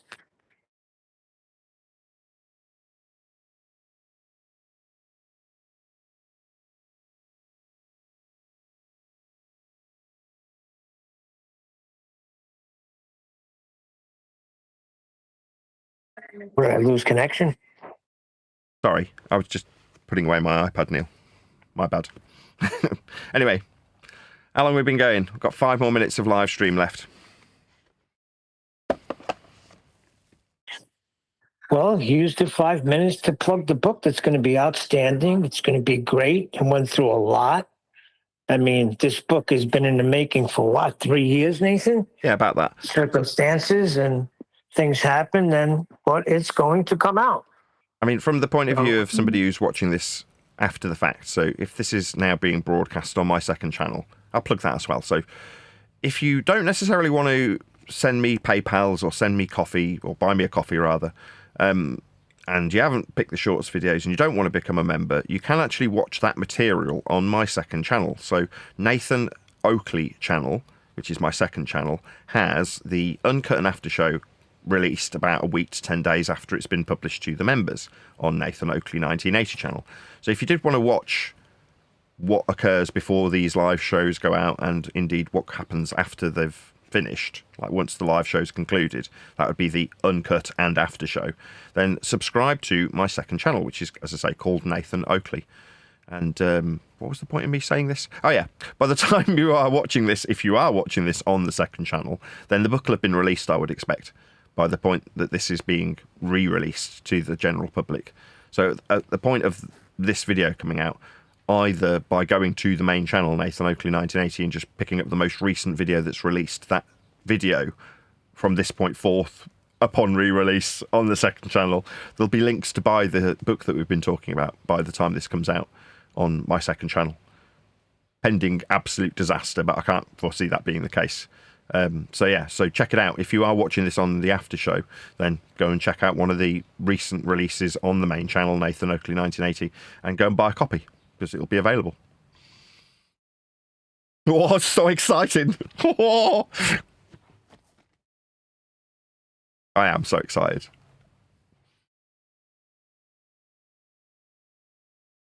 Right, what else? I'm gonna end on the hour today, because I do actually want to crack on with although I'll leave you guys in the hangout, I'm gonna carry on reading through the PDF version so I can move on to the iBooks version pretty much as soon as this live stream's finished. So in literally 2 or 3 minutes time, I'm going to round out this live show stream. So if you do have anything and you're standing on ceremony, now's your time. Friday.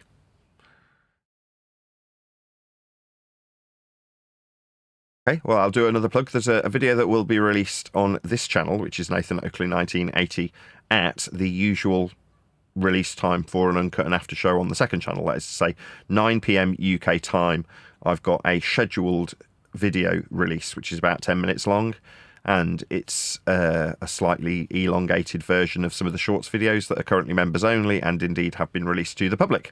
So if you wanted to see a longer form version of some of those shorts videos, then tune in on the Nathan Oakley 1980 channel at 9 p.m. UK time this evening, and you can see that released at, as I say, the usual release time for the Uncut and After show on my second channel. So what I do with these weekly shows is release them on the second channel Monday through Wednesday, and then on Thursday and Friday there's a gap, so that you can still have a show go out on Saturday and Sunday. So the Thursday Friday gap is then moved over to Saturday and Sunday on the second channel. So the schedule for the second channel is Monday, Tuesday, Wednesday, Saturday, Sunday for the Uncut and After shows releases.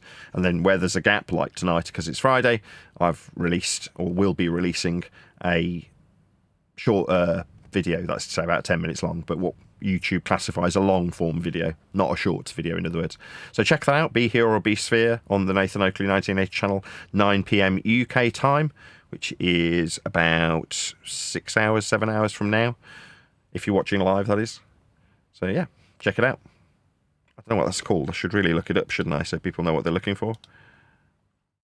It is called Flat Earth Pressure Gradient, and the thumbnail's got a picture of a Fortnite Victory Royale on it. So Flat Earth Pressure Gradient is the name of the video, and so that's released in about 6 hours from now. Any more? About Discord, there was some suggestion that we'd be getting Sean Hawkins coming in. Did that end up happening?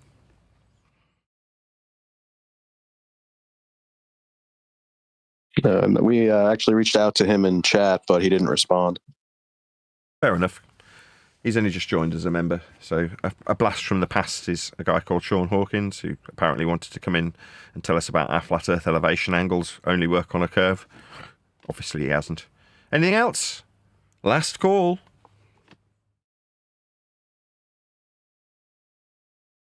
No.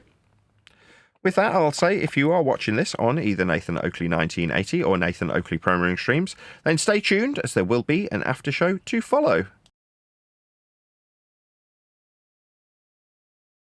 Right, it's going to be a very short after show if people don't chat of their own volition, because I do genuinely need to slope off and do a load of work on the book. Well, by load of work, I mean read it. All right. By any chance, did you see the Facebook short that I posted to Master B? I do generally keep on top of it, and if there's anything intriguing, I'll normally have mentioned it. So maybe I haven't. Well, it's still there at the bottom of it's a the new chat. one. Link to the page. It's a great. What is it? A grater? Or what's that mean? Aggregator? Is that right? Aggregator. Am I saying that correctly? AGGREGATOR. Is that aggregator? Yeah, there's bots that start an account and then they aggregate or pull together clips and stuff like that. They're probably all doing it by AI. Anyhow, it's just another one of these flat Earth pages that has a ton of video clips of people talking about flat Earth. Most of them are Flat Earth Dave doing stuff.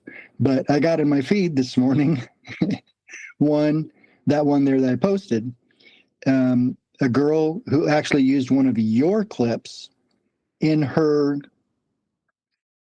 clip. It's the first time I've ever seen anyone use one of your clips in her deal. As a pro anti-glober, or no, she's flat earther. But her point was, that's what I said, that yeah, she's a flat earther, and she used your clip, which was the very clear explanation of how we get the ball, how heliocentrism comes from flat Earth measurements. I mean, it's awesome clip that she used, but she used it in a way to suggest that this is why there's cognitive dissonance. When you're telling somebody that the Earth is flat, you're basically destroying their worldview. And that's why that happens. So a lot of these clips, they start with the person saying, you know, watch this. And then they play the clip that they're stealing or they're borrowing. And then they come back in and make a statement at the end. So it's just sorry to interrupt. The way I've seen that done to the greatest effect on the shorts videos is they take Joe Rogan saying, Jamie, bring up that clip, it's bananas. You ever seen that? They just use Joe Rogan like he's saying it. Yeah. Yeah. And I'm pretty sure the AI bots are doing that, and they're just exploding. So I don't have anything to say about the page or much of the content. My point was, this is the first time I've seen you being used, and you should go look at it because she uses you well. And it's a 4+ minute clip, and it's 3 minutes of you making the perfect point about how flat Earth was turned into heliocentrism. So I don't know how you're set up for Facebook for playing it on the show and stuff like that. That's why I didn't say anything. But I mean, I've never tried, but I mean, while I'm scrolling through it on my iPad, I'm scrolling through and I'm just seeing endless clips of Dave. Is it like a million miles down towards the bottom? I should have given you a direct link to the clip. Nah. I mean, unless it's a clip that starts with Dave. I've got Dave and Beardy Weirdy. Hold on here a second, because shoot, let me look. I'll go back to Teams and have a look once you post it again, see if it takes me directly to my own clip, if you know what I mean, or the clip that she's used. Okay, well, the clip, my clip, the one I sent of the clip starts with, hey, I found someone who used one of Nathan's clips in a Facebook short this morning. That link should take you right okay. to I was looking at the one at the bottom. Hey. Yes, I got that. Yeah. Let me just click on that one. That's the direct link. This is not really about the Earth's shape. Okay, I think I've got it. Right, let's just see if I can bring this up. Talk amongst yourselves for a second while I sort out how to get it up on a tab. Okay. Pretty. Yeah, we really don't even have to see it per se, although it would be cool because this is a really good example of the first time I have actually seen in social media, at least on Facebook. Oh, there we go. Oh, this is great. Yes. And this is not really about the Earth's shape. It's about identity. It's very simple to agree upon what a sphere is, right? You can detail explicitly what sphericity and a sphere is, what it is to be spherical, the mathematical convention of being on a ball. Well, it works outside of the mathematics of the derivation of flat Earth prerequisite surface level measurements that create a ball for you to put in orbital motion with you at the center of the ball, moving around the sun, cycles with what later get described as retrograde motion. So that's Kepler. But to be in a Keplerian elliptical orbit, you would need to first appreciate that you and your flat Earth measurements have been taken into a mathematical convention for you to stand in the center of a ball, to put it in motion with respect to a flat plane still. This is another one that we don't often mention. But with respect to the sun, which, as far as you are concerned, when you stand on the surface of a flat plane and measure those angles to the sun for this convention to exist, you look up and see moving with respect to you.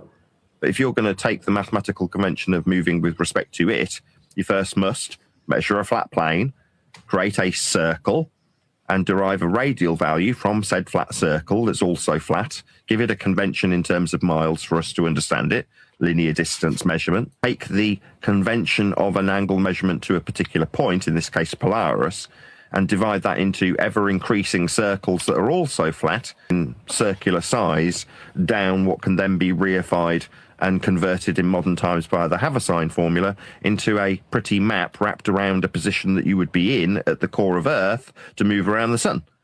That understanding is me describing how flat Earth gets measured to create a sphere for you to be in with respect to an orbital motion regarding the sun. And then after that mathematical out-of-the-box thinking, pretend that you're on the converted map that's painted onto the glorified protractor in the so-called universe that you're now working outside the convention of. So to be on a ball means not only a violation of the base measurement of a flat surface to create that system, but also to convert or project, would be the more accurate word, yourself from within said ball, moving around the sun in an elliptical motion, to the surface of the ball. And that concludes your reification of a heliocentric globe Earth point of view. But in many instances, most instances, people haven't got the slightest clue that that is the process that gets them to being in a mindset taking said reification. For us to be heliocentric or heliocentrists would mean that we would adhere to said reification. Whereas to understand orbital motion is all we could really describe. We understand how Earth is measured in order to achieve orbital motion. But that doesn't make me a heliocentrist, quite the contrary. In fact, the more accurate would be to say that I can no longer suspend disbelief about being on a sphere now that I understand the heart and soul of the measurement process from a flat plane that was utilized to create the sphere. When someone deeply believes something, especially something fringe, it becomes part of who they are. So when you challenge the idea, you're not just saying, hey man, the earth is round. They hear, hey, your entire worldview might be wrong. And that is terrifying. Psychologically, this taps into cognitive dissonance. That uncomfortable feeling when reality and belief don't match. And instead of going, maybe I should rethink this, the brain often goes, nope, double down, type faster. Arguing is safer than listening for them, because listening means there's a chance, just a tiny one, that you might have to change your mind. And if your belief is tied to your identity, your community, then changing your mind feels like losing something. So instead, they interrupt, they deflect, move the goalposts. It's not a discussion. It's a defense mechanism in disguise as a debate. This is not really about the Earth's shape. It's about identity. It's very simple to agree upon what a sphere is, right? You can detail explicitly what sphericity and a sphere is, what it is to be spherical, the mathematical convention of being.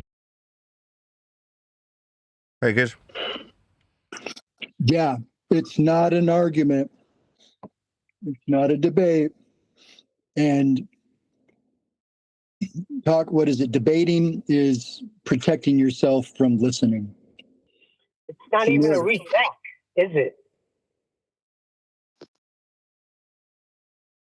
Right. They protect themselves by arguing, interrupting,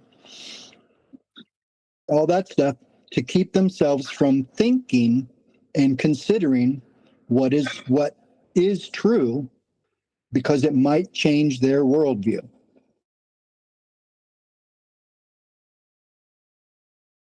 Yeah, I don't even think it's that they have to rethink it. They have to just freaking pay attention. I guess paying attention is listening. So they have to, I don't know. Just recognize the flat plane that they keep using.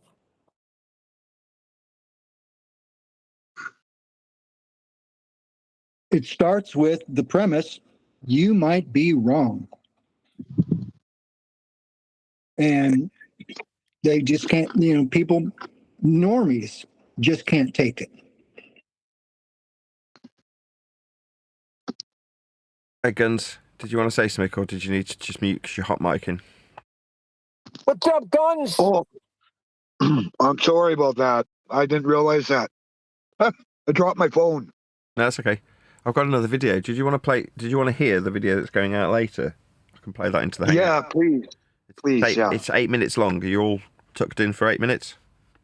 Yeah, everybody go on mute. Okay. Go on mute, Guns. Earth's measured flat. Orbital mechanics Also isn't derived from a flat surface. Yeah, it is. Radial values Also- derive from minimum elevation angle to Polaris, forming the equator, and the sun's averaged at vernal equinox. This system. How is there a pressure? I was just explaining how it was. My bad. I'm going to get called a demon for the interruption. You don't need to give me permission. You just need to shut your mouth while I'm talking. Go ahead. I don't need your permission. Second time I'll say it. You just need to shut your mouth while I'm in the middle of a sentence. I don't need your permission to talk. Radial value. It's the third interruption from a guy who's given me permission to talk twice. Maybe I'll get called a demon when this turns into audio chaos. That's the fourth interruption from the same guy giving me permission when I've told him I don't need it. Just need him to shut his dumb mouth. Go for it. Don't need anybody's permission. Just need you to all shut up while I explain. Oh, this is triggering, clearly. Me describing what is on screen for my audience now, which is a flat Earth derivation of radial value based on azimuth and altitude. That is to say, to derive a radial value for the equator, you measure Earth flat to achieve it. Earth's measured flat for orbital mechanics. You need an R value. It's the first step in orbital mechanics. Go ahead. I did. Earth is measured flat for orbital mechanics. The dumbfounded silence is as a consequence of somebody telling me, no, we don't measure Earth flat, as I had told you. What's the flat Earth? Did. What's the flat Earth mechanism for the pressure gradient? What's the flat Earth mechanism for pressure gradient? The pressure. Yep. Pressures. Did you agree there's a pressure gradient, right? What about it? No, I was just saying you agreed that there's the pressure gradient. So what's the mechanism? Because as we get closer to the container, the pressure drops. And if the necessity for the container is based on pressure, then dropping pressure means dropping necessity for a container. So it's got to get to not zero before the pressure gets to zero and the container becomes zero.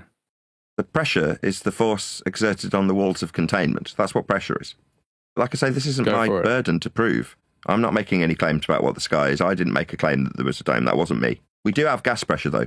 That goes without saying. I don't have to defend that. Pressure gradient, yeah, that's right. I don't have to defend that. It's a fact. Can't defend it. It's can't fortunate defend it. You don't have to. Okay. Yeah, they can defend it. What's to defend? Nathan, I've never heard. Very convenient, these things you do. Go ahead, sorry. Maybe, I tell you what, you guys can take this as a victory if you want. I just want to tell Nathan, I've never heard what he thinks, how it works. Yeah, because like I said, I might be thinking the same way you are, but I've never heard how you think everything is laid out, and I'd honestly like to hear it. Like, do you think that it's flat with a dome? Do you think that it's the North Pole's in the center? Do you think there's something else going on? Do you think there's two poles on a flat surface? Just ballpark, how do you think that it's laid out? Just how it's measured, you mean? Yeah, you could say that. Yeah, it's measured flat. Gas at pressure. It is pressing on something. But that's not the positive claim. The positive claim is that the sky is in defiance of natural law when it's suggested to be a vacuum that rockets are traversing in an orbital mechanical motion that's derived from flat Earth measurements. That's the positive claim. The sky vacuum's the positive claim. You'd have to prove that we've got gas pressure. We are definitely breathing. That's not incumbent on you to prove. This notion that I could potentially say to somebody like, well, prove to me there isn't a dome. And the only way that they would be able to do that is to use the state rhetoric. Like they would be citing some third source. And I cite the idea of a dome in the sense that we have air pressure and we can replicate that. So it's like it leads me to believe that there may be evidence for the dome. I would say that we must be contained to have air pressure, right? Which is essentially what you're saying. In order for us to be breathing, we must have air at pressure. We do have air at pressure, therefore it must be under containment. Therefore we must be contained, therefore dome. That's your position. But that's a positive claim. So when you say prove there isn't, that's non-positive. It's not incumbent on me to prove there isn't something. If you say there is something, aka dome, it's up to you to substantiate that claim if it's your claim, not me to disprove it. Right. And I'm not trying to, again, die on the hill of flat Earth. What I'm saying is that it seems like the logical position to me is that with containment, we have air pressure. And I was just bringing up, if it were true, it'd be interesting if the dome had topography. And, and how kind of like people have this idea, or maybe I always have, of like a bubble-like dome. But imagine if it's more like, nuanced and like had all Why can't the dome be so high that it has a vacuum between the top of the atmosphere and the inside of the dome? Why would that could be? No, that's it. Hey, dude, that's. I mean, well, actually, it would create, like, if you were to, by the laws of density, either way, you would have at the top, you would just have the lightest of whatever, so it would be like a vacuum. And you could still have a dome. And we had this discussion the other day as well, which is you can have anything, like container is just something that does containing. So as such, like we've talked about before, it could be a force like electromagnetics or, bendy, warpy space-time. But it could be a physical barrier like it's meant to be with the dome. The other one I think was like, what about just distance? Could distance behave like a container? Distance is a convention.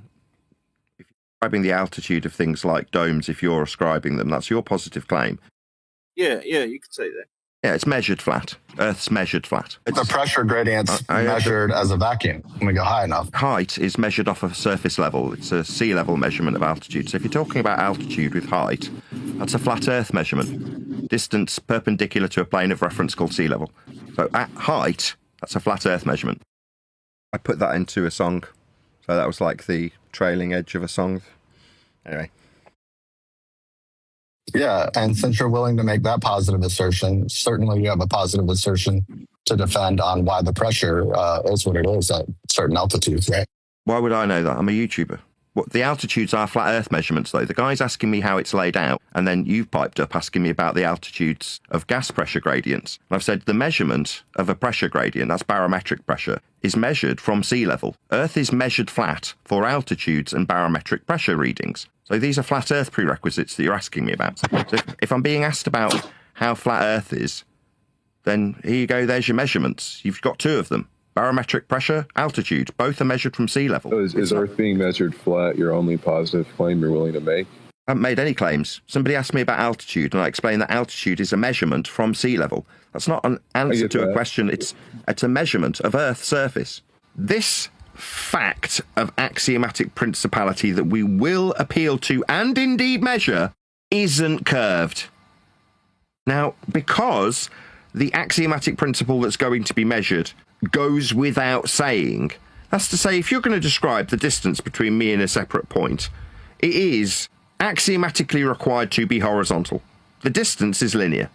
That's how distance works when you're describing me and another point in the distance. That's how it's measured, described, surveyed, mapped, charted, navigated, flown over, sailed upon if it's water. That's how it's done. But that means it goes without saying that it's flat. And because it goes without saying that it's a flat Earth measurement and prerequisite, you can strap on a conclusion that's in the contrapositive to the one world religion. So when we travel a distance that's linear, it's not accounting for Earth curve? Well, you're offering up a redundancy that it didn't need. You didn't need to say this axiomatic flat Earth measurement isn't roast chicken. You didn't have to say that you hadn't accounted for Freddy Krueger.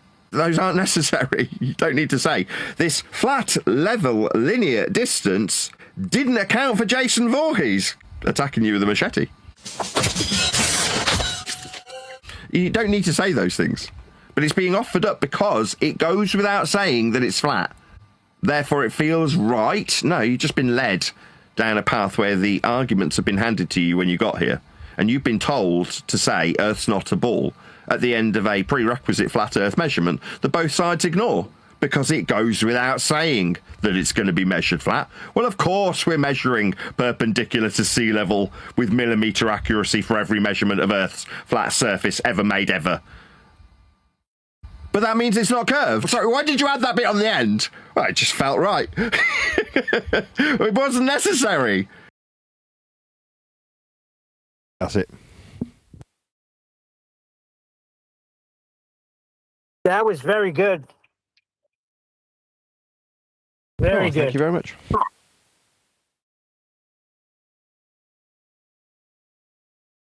You're pretty good when nobody interrupting you, huh?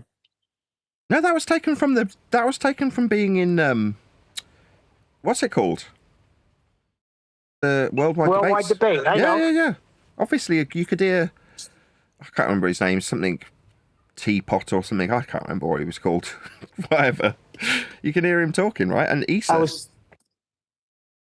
Yeah, and I was talking about myself. Oh, my When bad. Bill's not interrupting, you're pretty good. Anyway, that gets released to the public today. That clip, or it's not actually a clip. I changed the way I work on videos with that particular clip as an example, right?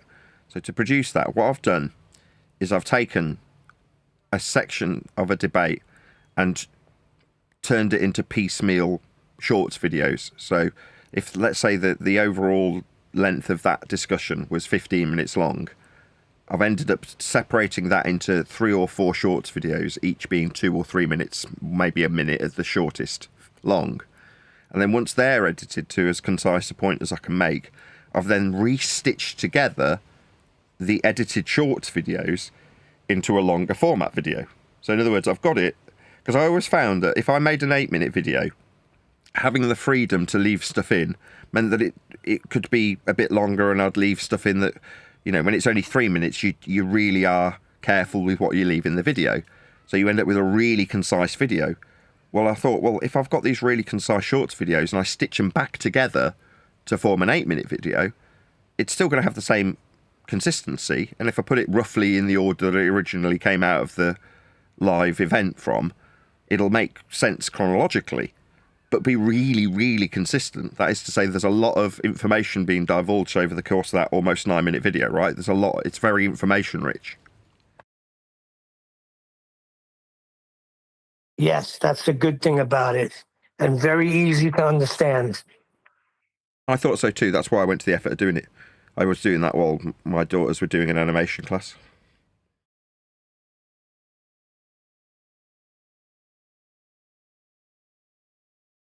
What's with this asking about the mechanism for stuff? That's funny, right?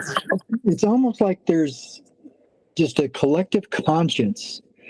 I've literally in the past week, about a half dozen times or more, been demanded that I provide my flat earth measurements, the mechanisms, the techniques, show your work. But you know, there's a 4 or 5 bit. You know where they're getting that from? The mechanism? That's what's his name? Who's the one with the freaking earth rising up again? I forgot his name. Oh shoot. The Scottish guy. Dell. That's the Dell thing. Mechanism. All about the mechanism. I haven't heard him in a while. His protege, the Hispanic little dude, I think is still out there. What's his name? Jose Enrique Domingo. Yeah, he got called off the case. Yeah, he was doing really good with the typical flat earth proof stuff, and he'd go to colleges and, you know, he'd sit down and have people take a test. He was doing really good. And then all of a sudden he got onto Dell's vibe, and he'd be halfway through his like hour-long discussion with somebody, and then he'd mention something about gravity and about how flat earthers are wrong about that, and this upward acceleration crap. And he'd done an experiment, you know, with a free falling bottle or something. And man, you could see that the people were like, this is interesting. Yeah, you're making good points. And he was. And then he'd go to this gravity thing and try to explain his upward acceleration. Oh, the Earth's moving up, but it's flat. And it's like, what? And you'd see these poor people who were just starting to get it. Would be like, okay, now you are a nut. This just doesn't make sense. That's all from Dell. I do practical things. He came on here and got his ass handed to him. Oh yeah, I followed Dell for about 10 minutes back in the day. Never mind the clothes. Never mind the clothes. I just want to have a conversation, Nathan.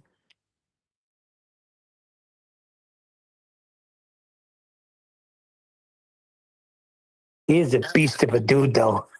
And I love accents. And I love listening to him. Couldn't understand a damn word he said sometimes.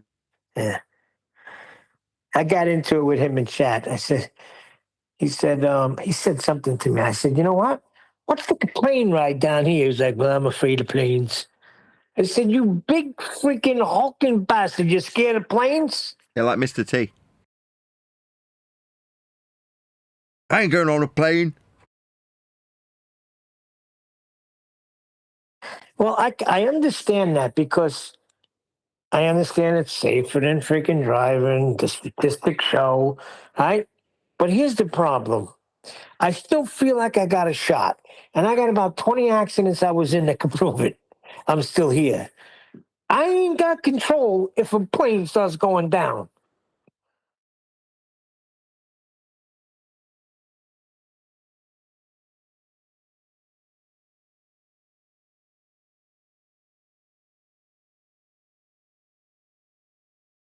The most intense plane crash, if you could say that's what it was. It was a movie, but that scene in Castaway with Tom Hanks when the freaking plane is going down, the first time I seen that, after I seen that, I was like, I am not getting on no freaking plane again.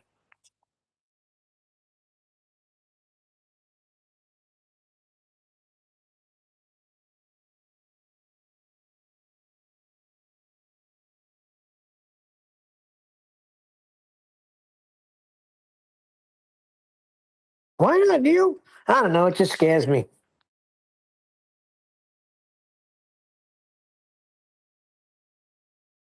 Yeah, but planes are safer than driving. Yeah, I know, but what can you do?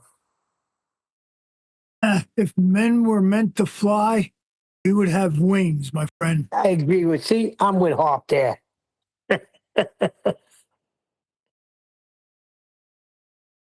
We used to have this conversation, like with my friends.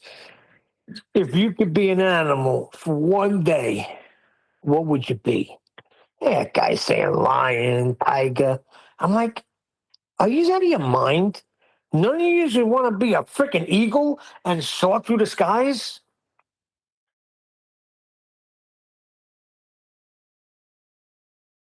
Exactly correct. That was my choice. The first time, Hop, the first time I seen a bald eagle like live, not on TV, it freaking took my breath away. I'm not even kidding. I was blown away. I was like, holy shit, that's a bald eagle. Freaking, and it was in like, it must have grabbed like a rodent from the freaking road because that's where it was. I was driving and it's right smack in front of me. Couldn't believe how big it was. And it was like right there. So I stopped the freaking car and got out and it just flew into this tree, but it was still low enough for me to really take a good look at it. It was amazing, man. Amazing freaking bird. I lived right down the road from Hawk Mountain, place where eagles would fly, the hawks. Oh my God, there's birds I forget the names of. Yo, the red-tailed obviously hawk. The turkey colors on the vultures and red-tailed stuff. hawk are beautiful. Yeah, it's incredible because they used to just fly all around. Yep.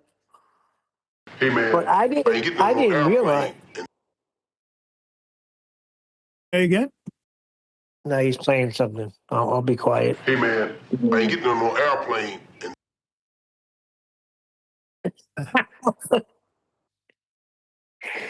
Aeroplane. That's freaking. What was his name in that? Mr. T. B.A. Baracus.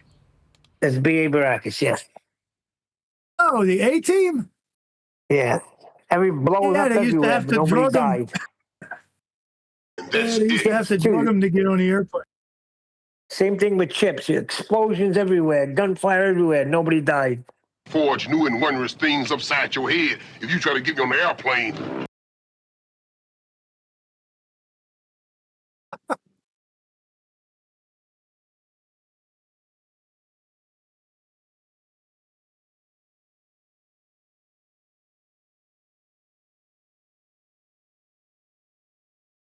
Clubber Lang. Don't hold me. I may be dumb, but I ain't breathing heavy.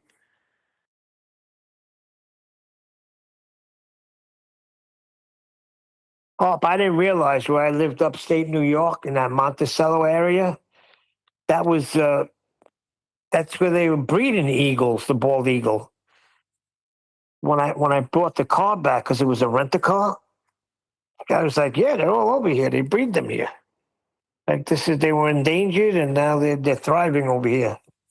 I was like, oh, same that's here. the first one I freaking seen.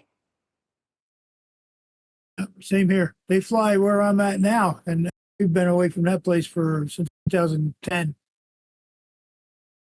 But that, Now, the that was biggest amazing. one is There the was just golden every eagle, kind right? of big giant bird of prey, man. Amazing. Now, the biggest one is the California, right? The golden eagle. That's supposedly the biggest one. Those are the ones they that could take a grab goats freaking off. billy goat off a mountain. Yeah, I was just gonna say that. Yeah, them steep, like 80-degree, those 80-degree mountains where those goats somehow climb. It's incredible in right? itself. And they're perfect prey for those big eagles because they got nowhere to go.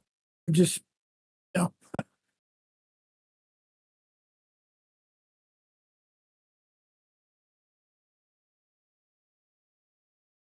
Hey, Harp, I think you'd be glad to know that I have successfully cloned 2 new baby chicks as of yesterday. Oh, there you go. All natural. Just found them. Mom's taking care of them. And now I got to do is wait for 20 weeks. Just have them start laying. Yeah, it's pretty cool. It only takes 20 weeks.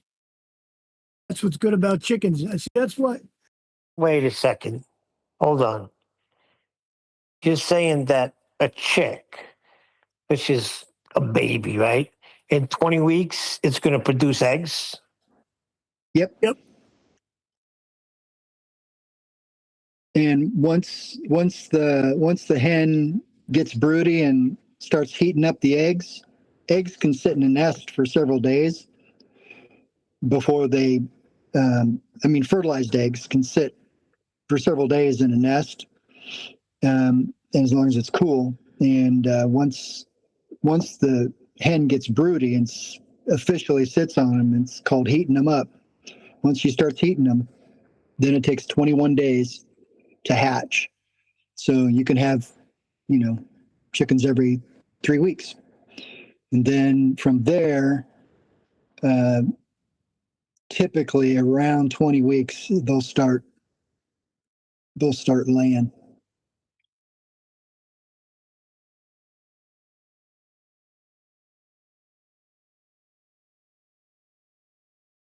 When you want to have eggs for breakfast, you got to go in and you got to steal the egg.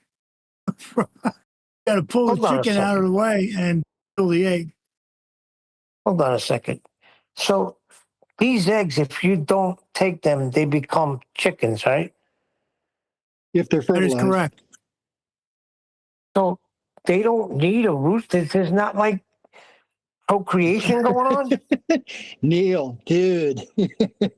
Yes, I have roosters. I have several roosters and a few hens.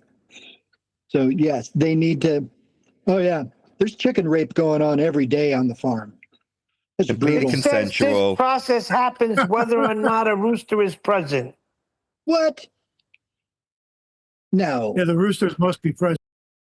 A chicken creates an egg in a highly efficient 24 to 26-hour biological process. The hen's body naturally builds the egg in stages as a single yolk travels down a reproductive tract. This process happens whether or not a rooster is present. Yeah, but for it to become a new chicken, it needs to be fertile. This is really basic reproductive stuff, Neil. Yes, in the same way, women will have one egg every cycle. But That's what I'm saying, but when is it? Yeah, that egg ain't going to become a baby unless I do my thing. Yeah, same's true for chickens. They still produce an egg. It's just not fertilized. Oh, okay. But they just said it's going to be a chicken. No, it's good. It gets fertilized because at some point between when the egg is produced, or the yolk, or the whatever, the actual egg is. Listen, I'll read it to you. Ready? Listen. Chicken eggs are fertilized when a rooster transfers sperm to a hen's cloaca. Thank you. Which then travels to the oviduct to fertilize the egg before the shell forms. Okay, that's what I'm saying. Over here, they're telling me you don't need a freaking rooster. I'm like, what No, kind we of didn't. shit is this? Nobody said that. No, they're no, not you guys. He's telling what he's reading. Right. There's a lot of people that are under the misconception that you need a rooster for a hen to lay an egg. Right. The hens lay eggs every cycle, usually every 24 to 28 hours. Exactly. In the same way, you don't need a man for a woman to become stroppy once a month. Listen, I understand all that, but it ain't going to days. become a chicken until a rooster gets involved. Correct? Yes. Yes. Thank you. Yes. And chicken rape happens every hour of every day. Yeah, because you know why? Because they're cocksure. Yes. Is that commonly known as infanticide? Right, this reminds me of a joke. So there's an egg and a chicken, and they're sat in bed together, smoking a post-coital cigarette. And the egg turns to the chicken and says, "Well, that settles that old argument." Oh. What an asshole. If you're a creationist, it's just a very easy question. The chicken has to come before the egg. Credit to The egg was born. You idiot. Just want to credit you. I got that joke from. I got that from Sandy Toksvig. Just to credit her. You're a creationist. The chicken and the egg came into existence at the same time. Huh? If you're a creationist, it was a design feature. They were both designed at the same time. Yeah, he made them male and female, made he them. That's correct. If you believe in what's written in the Bible, that's correct. Well, you don't have to made them of their kind, male and female. understand that it's a design feature. One doesn't work without the other. You can't have one before the other. Even in evolution, it's impossible. Yes, you can. You can have the male Well, I beg before to the differ woman. Yes, because you God absolutely made can. Adam, and then out of Adam, he made Eve. On a So slightly we'll different get note. into a whole theological thing now. When I was in Malaysia, one of the street vendors was selling eggs. Yeah, well, I wonder what's the deal with these eggs. And they weren't strictly speaking eggs. They were boiled fetuses. So what you'd do is you'd peel off the top of the egg, and inside was a 90% developed chicken. And then Oh you no! just eat it. Oh my God! Yeah, there's sick bastards over there. Gotta be a delicacy over there, right? Absolutely. Delicacy, eating a freaking baby chicken? Yeah, and they'd skin dogs alive in the middle of the street. Eat veal? Oh no! Yes, Do you yes, eat yes. veal? Also a delicacy. Once again, do you eat veal? Veal? Absolutely. Veal. I eat veal V-E-A-L. until I It's a found baby out cow. how they made Veal. Yeah. Bambi. Well, what they do with veal when I was on the farm, I worked there for a few weeks, and that's when I found out how they make veal. They take these little freaking calves and they just put them in this freaking like little house, and they're tied up where they can't move. They don't move at all, just their head to eat. That's why the meat is supposedly so freaking lean, I guess. I don't know, but Yeah, same with- to me that was Same with terrible. battery chickens. That's nothing. Look up how they make foie gras. You know they make foie gras? No, how do they do that? They force feed What? ducks till their liver expands massively through overfeeding. And you're eating the over-engorged, diseased liver of a duck that's been force-fed. Oh, By God. having a tube shoved down its throat and then food poured directly into its stomach. This has to be the Asians that do this shit. This is foie gras. What does that mean? I don't know. Just means duck liver, I think. Who the hell knows what foie gras means? What does that mean? How do you spell it?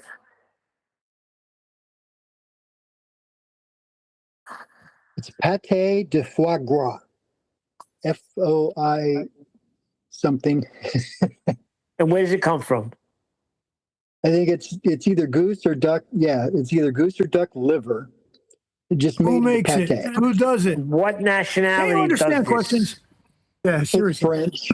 It's probably French. Nasty, dirty French Oh, due to the bastards. name. Okay, I got you. Now I get it. You know how arrogant the French are? Now, Yeah. I'm going Yes. to take it to basketball for a second. Because the other night, the Knicks beat the freaking San Mute Antonio Surf Daddy. Spurs Surf Daddy and won causing the feedback. freaking NBA title. And if Surf Daddy don't go on mute, I'm going to lose my mind. Turn your speakers down. So the main guy, that guy, that 7'5" giant, the new face of the league, like a little bitch, he turned his back and just walked into the locker. Where the Knicks captain, Jalen Brunson, went right over to the other team's coach and, shook his hand and, had their pleasantries. They're like little freaking babies, and he's a dirty freaking bastard. Goes with the French. I'm sorry. I'm not prejudiced, just against the French. That's what I always And the tell people. I'm Chinese. not racist. I'm prejudiced. And the blacks. Oh my And the god. freaking Dagos. Don't get me started on the Spanish. The Sticks and the Rickens and the Spicks. Stupid Italians. And the Kikes. And the mayonnaise face bastards. Or the mix. Reminds me of the old. about the Canadians. I was going to say really quick. Reminds me of the old joke. I'm not racist. I hate everybody. Yeah, I hate That's everyone what my equally. son says. I hate everyone equally. I say I hate ignorant people, no matter what color they are. Yeah,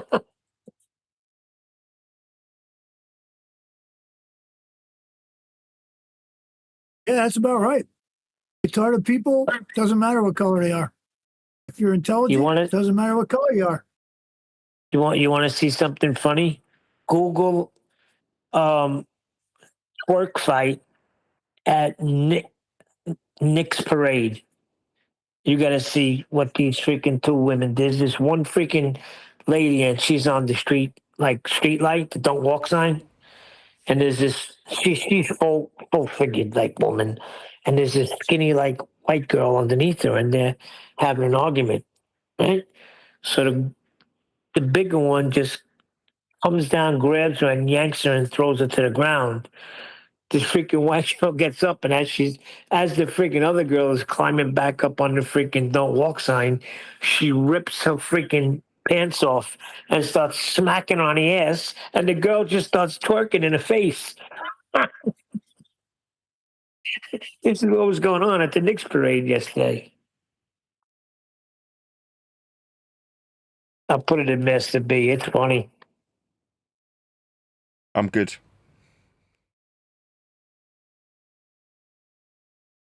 You're not good until you see this.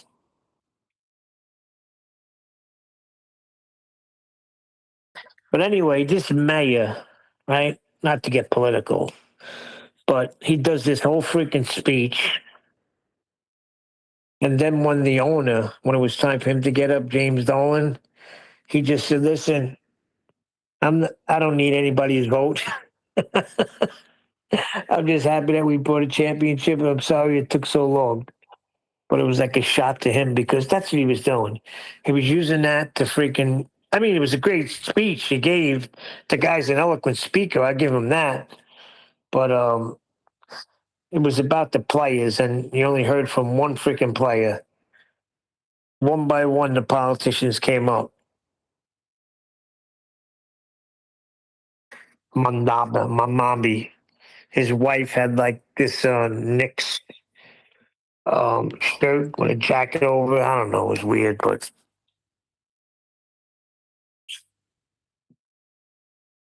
they turned away. What he did that was wrong, though, was because, let me just give you a quick history. In football, you got two teams in New York, Jets, Giants, so the fan base is split. Should I be writing this down? Baseball, hold on, it's going to be real quick. Baseball, same thing. Mets, Yankees, fan base is split. But in basketball, everybody loves the Knicks, right? I mean, they got the Brooklyn Nets, but nobody pays attention to them, right? So everybody likes the Knicks. So they had the parade and they underestimated, but I think they did it deliberately, for 2 million people. So like millions got turned away. There would have been like 10 million people there, and all I had to do was extend the parade from Madison Square Garden, where they play, down to the freaking Canyon of Heroes, right? City Hall. And everybody would have been satisfied. But that's not what this mayor did. He's a freaking scum.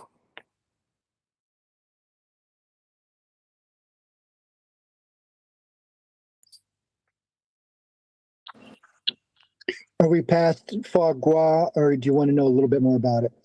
Tell us some more about this poisonous liver shit. Not poisonous. It was based in ancient Egypt. The specific preparation for pâté de foie gras with seasoned, spreadable mixtures, fattened liver was created in Strasbourg, France in 1779. Started in 2500 BC, if you can believe the timetable. Farmers along the Nile in Europe noticed the migratory geese and ducks gorge themselves to store fat in their livers before flying. They domesticated the birds and began force feeding them with figs to intentionally fatten the liver. Roman era, they refined it by feeding the geese figs and bathing the enlarged liver with milk and honey. Medieval Europe, Middle Ages, heavily preserved and spread across Europe by Jewish communities who used goose and duck fat in their primary cooking medium. Pâté invention, chef Jean-Joseph Klaus, kind of sounds a little German too, working for the Marshal of Cantadas in Strasbourg, invented and popularized the distinct pâté version. He seasoned the fattened goose liver, packed it into a pastry crust, and patented the recipe in 1784. Highly favored by King Louis the 14th. King Louis? King Louis de Gatis, 14th, whatever. My French is not good anymore. Mine is pretty good. Men ne pouvaient pas pour for long. J'aurais touché from the toit. Ah, très bien. I told you my joke. I told you guys my prank or joke in my French class in college days. Did I? No, the only French I know is the song "Hungry for You" by the Police. Ah, parlez-vous coucher avec moi? C'est toi? No, our French teacher made us. We were conversational French class in college, and we were supposed to basically stand up one time during the week and just converse in French. And anyhow, I was only good at the accent and not really good at learning how to actually speak French. And one day she called on me to stand up, and I told her that I'd been doing a lot of studying, and I found out that there were different kind of accents in France, just like there are in America. You know, there's people who speak like in Boston and Chicago and, Southern Brooklyn. Yeah, you can tell when people are from different places of the country, over by there.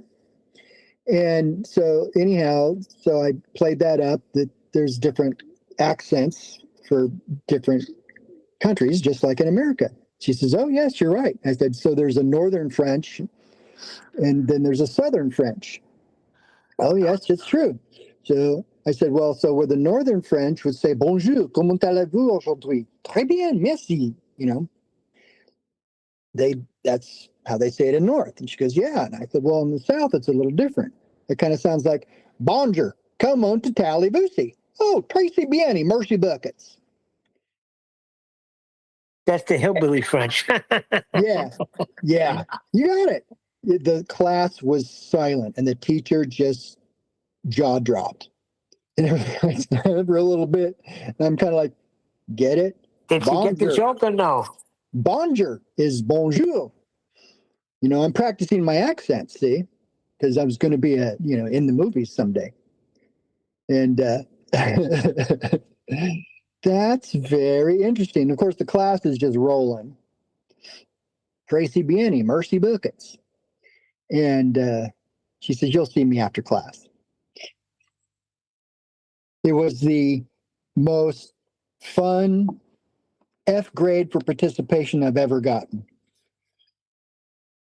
Yeah, we had to do something similar, but what we did was back then it was the 8mm cameras, and we had to do the Revolutionary War. So we did the Boston Tea Party, we did the Intolerable Acts. We filmed it, but it was hysterical, man. What we did was we put freaking wigs on and put white baby powder in our hair to make it look like we had white wigs, and one of my friends would read off one of the Intolerable Acts and would just go, I agree, and nod my head, and the powder was floating. It was hysterical. We got a freaking beef for being funny, I guess. But it was hysterical, man. So you did that on 8mm with sound?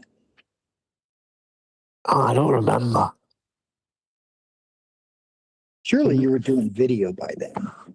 Well, No, it was 1979. It was still 8mm. My friend had like a camera, a moving camera. That's what we called them, moving cameras. Yeah, I mean, through the 70s, a friend of mine and I made a film production company. We did Super 8 movies. We did like what were considered then feature-length stuff. We did enter him in the Ann Arbor Film Festival and stuff like that. We made James Bond parodies and horror movie parodies and As a matter of fact, I think it was silent because as the film was going on, my friend Stevie was like narrating what was happening. Yeah, we didn't get sound on film was just coming out that you could use it in the late 70s, and it was atrocious to deal with because they just had a magnetic strip on the side of the film. That was what you were recording on, and it was terrible. It was tough to edit. Now, as soon as the 80s came around, let me see, it was 1982 or 83, my cousin, maybe it was a little later, my Uncle Carmine bought his son the freaking, the camera, the freaking big one, the first one that came out. It was huge, the video camera, and he was just freaking videotaping everybody. Dad, you had sound and everything on. Yeah, those are cool, but those you generally couldn't edit. Yeah, we were starting to do some video stuff on 3/4 inch video, and that you could edit a little bit. But yeah, the shoulder cams that had the VHS or the Betamax that you could. Yeah, that's what it was, VHS. Yeah. If we had that and the ability to edit when we were in the 70s, man, we would have done much better.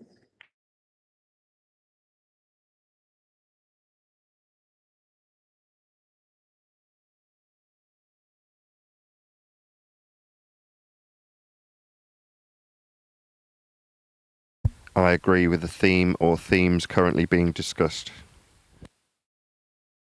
I agree. And I would nod my head, and there goes the baby powder floating up in the air. Then what we did to my man Stevie, what he did was we took a bomber jacket and we turned it inside out because it had like all white fur in it. Because we had to make him look like freaking he was an Indian, right? And there was one guy representing the freaking English guy on the boat, I guess. And it was just on the back porch of the guy's yard. We were just beating him up and throwing boxes over.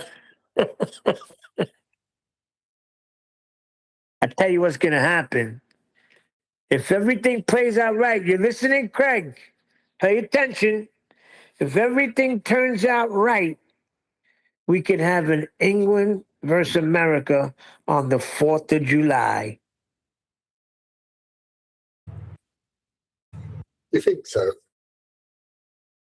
If America could hold their end of the bargain and win their games, you could have America versus England in the World Cup. We could take a bet on it if you want. No, I ain't betting that shit. But I've seen miracles happen. Listen, in 1980, a bunch of young freaking kids playing hockey took on the greatest hockey team in the world, the Red Army. They came to America and they were beating every professional team by 5 goals and better. And like freaking 2 weeks before the Olympics, they beat the American team like 10-1. And what happened on freaking the Olympics? Do you believe in miracles? Yep, the young kids beat the Red Army. And that wasn't even for the gold medal. They still had to go win another game.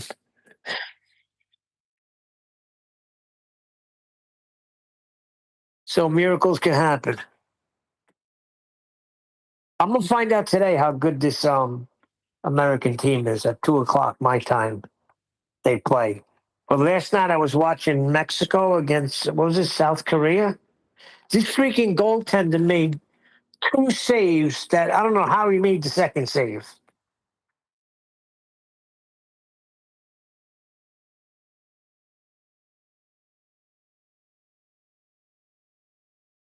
Yeah. Nathan, you got to start watching again, Nathan. No, I'm too busy. I got other things on, Neil.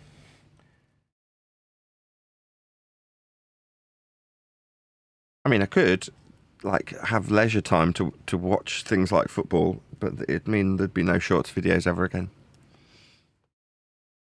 So forget about it. Watch it on tape delay. No, I've got no time for football. I'd rather be making shorts videos anyway.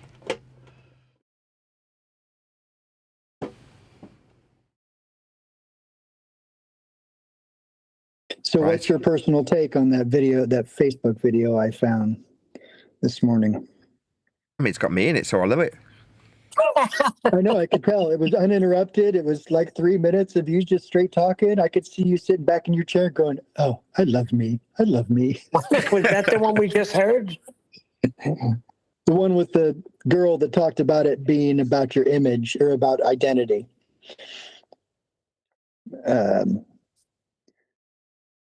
Yeah, I don't even know if she did it, but making that connection between all the stuff that you were saying and that what she was saying, which was your identity is wrapped up in your worldview, which is bound up in heliocentrism, versus thinking about a possible different worldview. I think she nailed it. I'm just very impressed that she used one of your clips.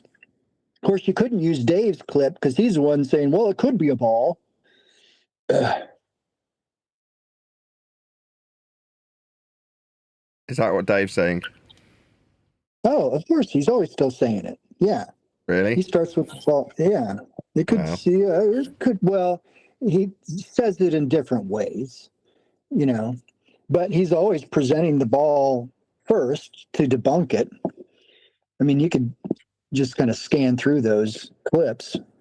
And most of them are Dave, but that's because he's been out there for 5 years chumming the waters. And I think that this one clip, there may be more. So we'll see what shows up in my feeds. I don't purposely go out and look for them. But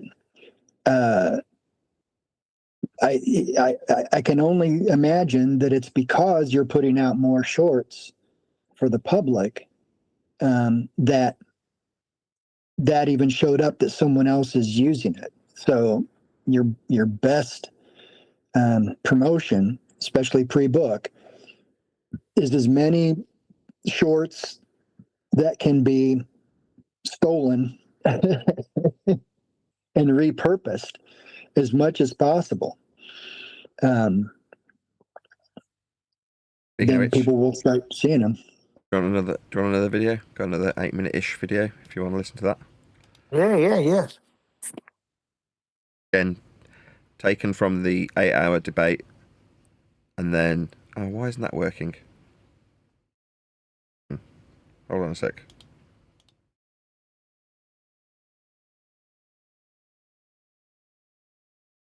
There we go. But then hacked into shorts videos and then re-stitched back together into a long form video. Anyway, here we go.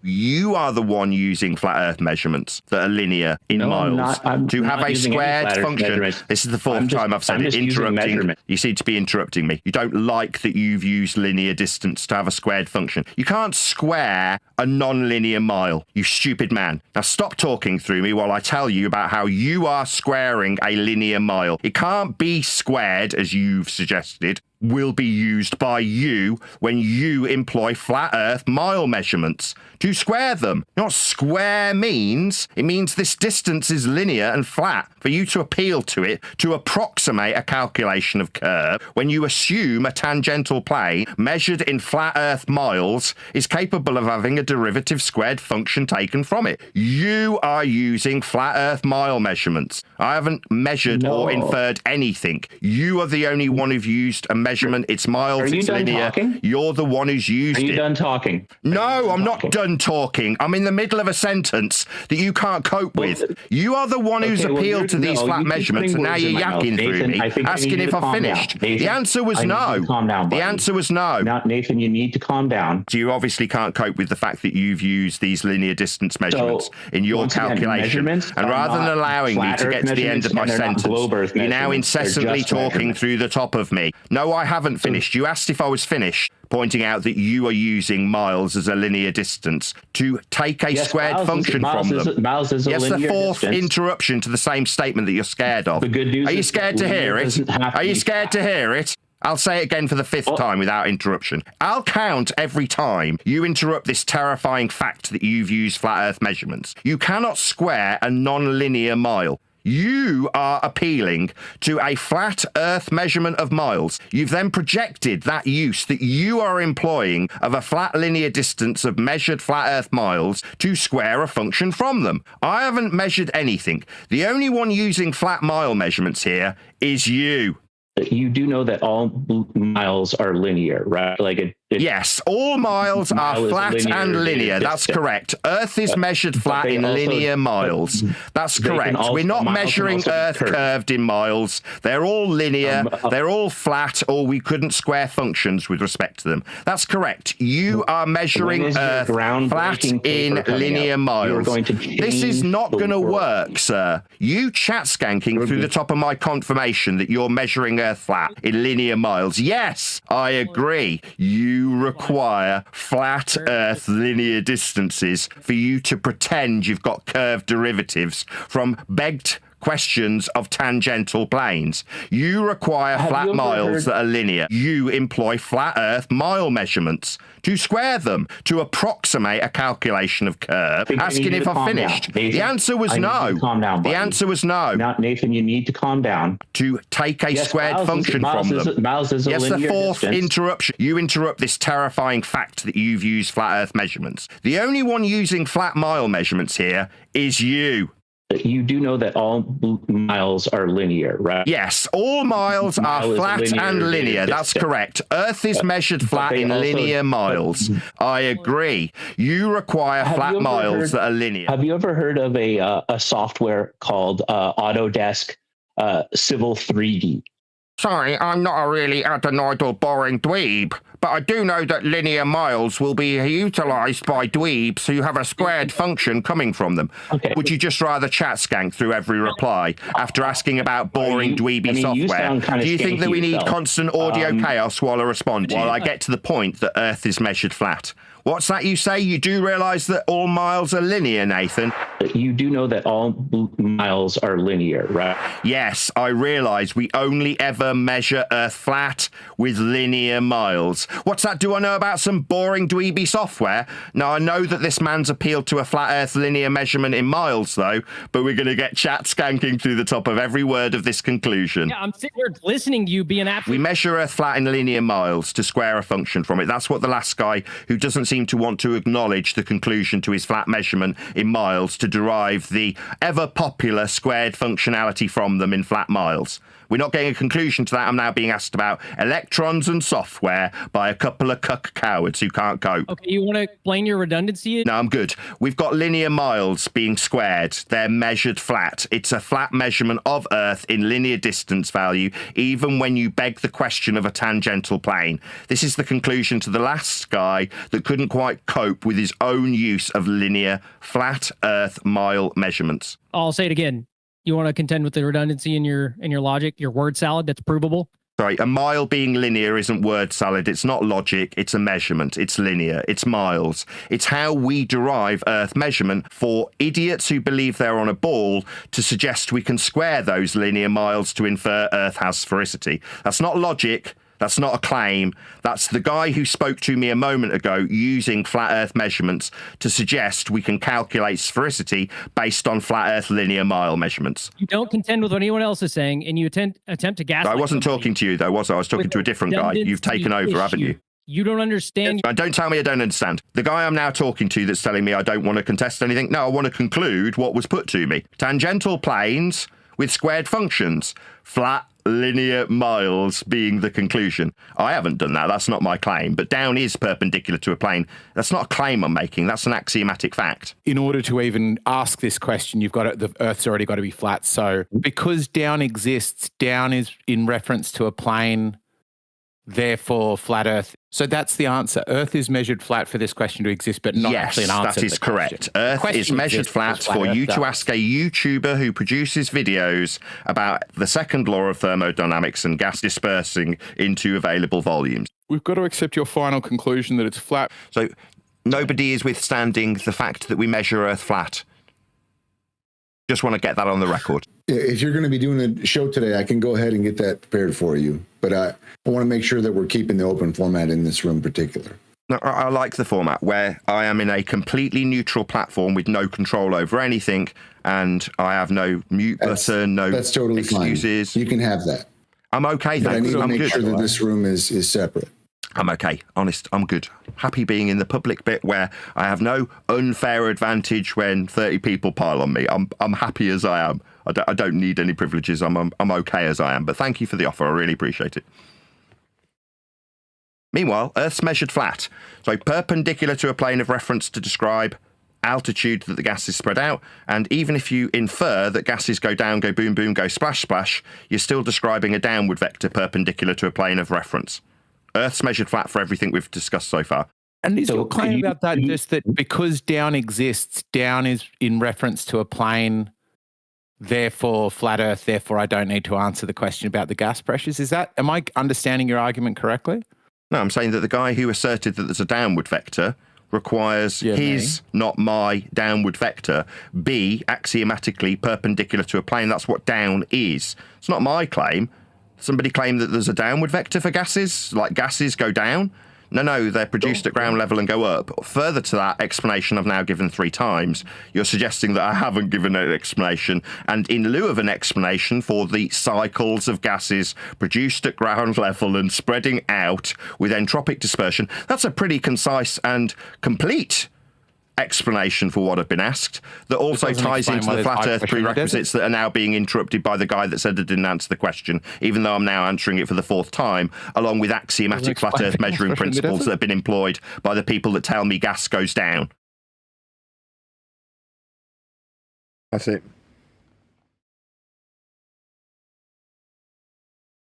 Anybody still here? Or is everyone Yeah, I else? thought that was summarized pretty good by whoever that guy was. He got it, even though he was a baller. Oh, right, when he described axiomatic principles of horizontality and verticality when describing things like down. That's the Steelman that the guy gave us. I can't remember what he was called. Yeah, correct. But he was Eggshells or something.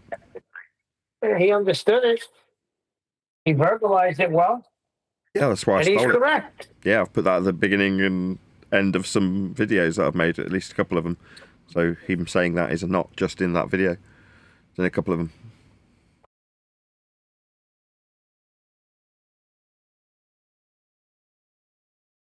So Nathan.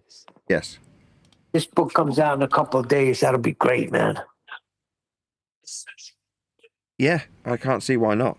I mean, from what I'm seeing, other than a couple of minor errors and moving around some citations, which I don't, from what I've double checked, it's not even an issue in the ebook.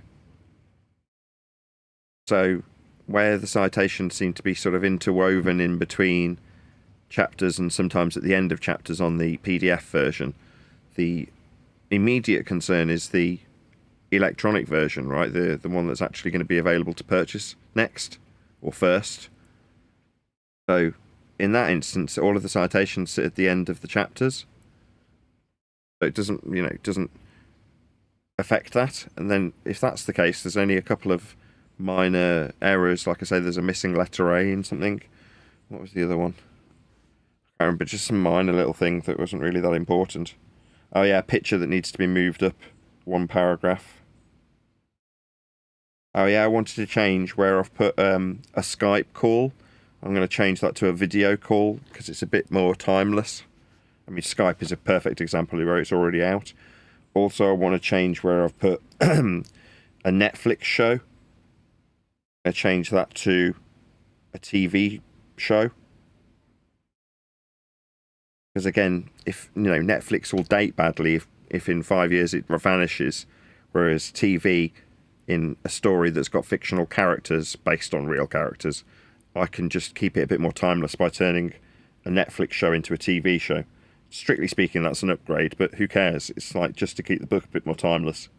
So I'm going to make that change. Other than that, it's like literally little indents in paragraphs that might not necessarily be in the right place. What about calling it a global broadcast?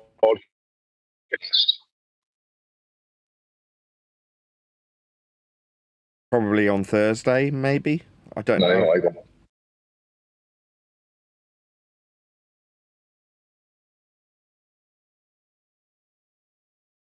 Anyway, yeah. What do you say? Calling it the global what?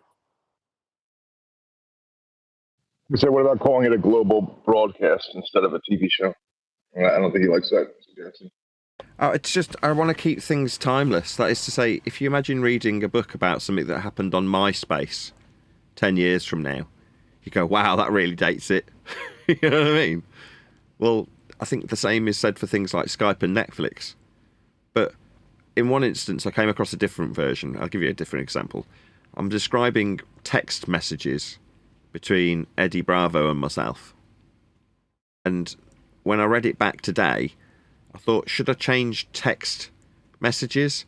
I'm like, well, number one, it's one of those terms that speaks for itself. Even if 100 years from now people didn't know what a text message was, text is self-explanatory, message is self-explanatory, therefore it's perfect. Now, Netflix, that isn't self-explanatory, in my humble opinion. But television, by contrast, is such a prevalent broadcast methodology that it's almost timeless. That's to say, 100 years from now. It's the same with radio, right? It doesn't matter that radio's 100 years old. People still will recognise what radio is. Now, the terminology might get a bit dusty if you call it the wireless, as in the thing that you've got in your lounge that doesn't have any wires attached to get the signal. The wireless, that might be a bit dated. But to describe the communication technology as television or radio, in my opinion, is just that much more timeless than Netflix And the same with Skype. Skype can be replaced with the word video. Instead of a Skype call, it becomes a video call, and then it's self-explanatory. So those are just It's a good tweak. Yeah, That's but correct. these are things Very that good. Right, but if I didn't mention it and he published it with the word Skype and with the word Netflix in it, would it matter? No. Right, that's what I'm saying. So these minor little things that I'm talking about, pictures needing to be moved ever so slightly and stuff like that, is such minor things now. I mean, it is at the point where I could say, oh, who cares? I'll just phone him up and say, publish it, who cares? Right? And that would be perfectly legitimate based on what I've read. I haven't finished reading it yet in either format. But like I say, the other issue with the citations being in slightly wonky places on the PDF version isn't necessarily as important when the version that's imminently going to be released isn't that version.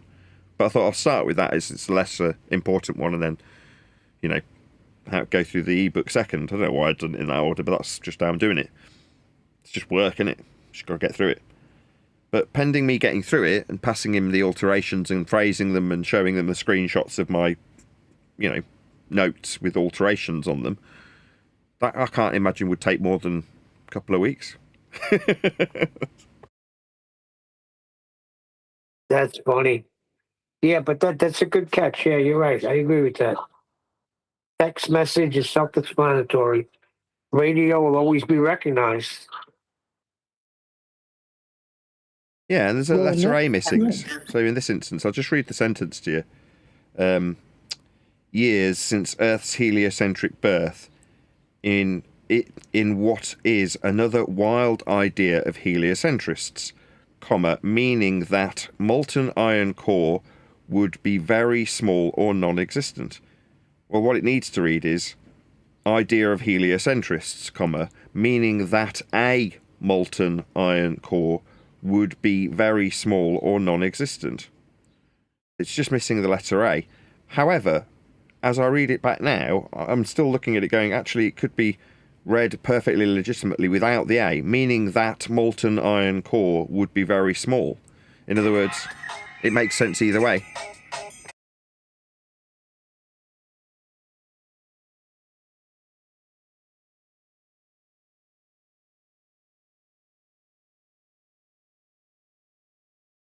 What's up, Refracted? Is that you? It could be. How's it going? All right. How you doing? Good news on the book. 2 weeks. Right, can you keep the conversation going? Because I'm going to go and get my wife from the train station, so I literally will be gone for about 10 or 15 minutes. Is that... Absolutely. Do your thing. I think it'd be great if we take 2 days over the weekend to just calmly pour through it and for the minute mistakes, and it comes out on Monday. That's all I'm saying.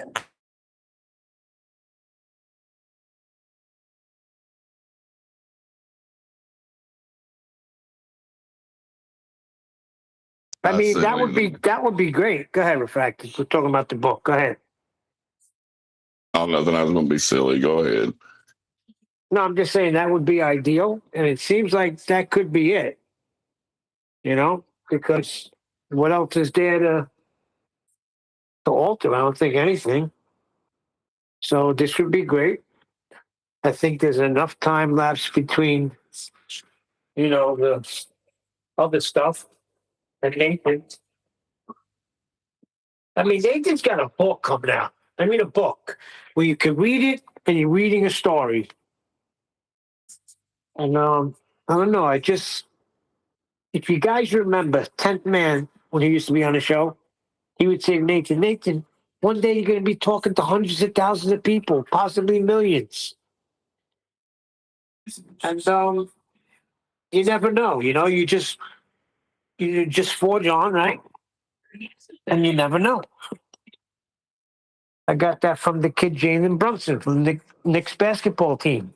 They told him he's too short to be a point guard. Short point guards do not win titles. And his father just taught him, just keep working at it because you never know. You never know where you're going to be or what the situation is going to be. But if you keep working at it, you'll be in position when the situation presents itself. And I think that's what Nathan has done with this book. He's put himself in positions for when this book hits, and then the population gets it. And then we hit critical mass. And then we change the world. Chef Mars, what's that? Or the world changes us. Who was that, Georgie? Hey, how is my mic? Still shitty? It's a little, it sounds like you're talking into a blanket. Yeah, it's the microphone, man. Nothing is covering it. Maybe some dirt, I don't know. That's a little better. If everybody stays silent, we'll hear you. Shut up, everyone, then.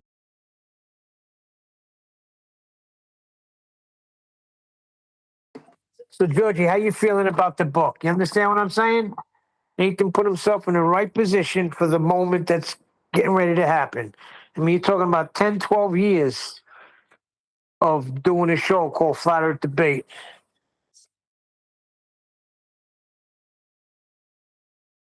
You know my opinion. It's good. Of course it's good. It's overdue. It's overdue, right? That's correct.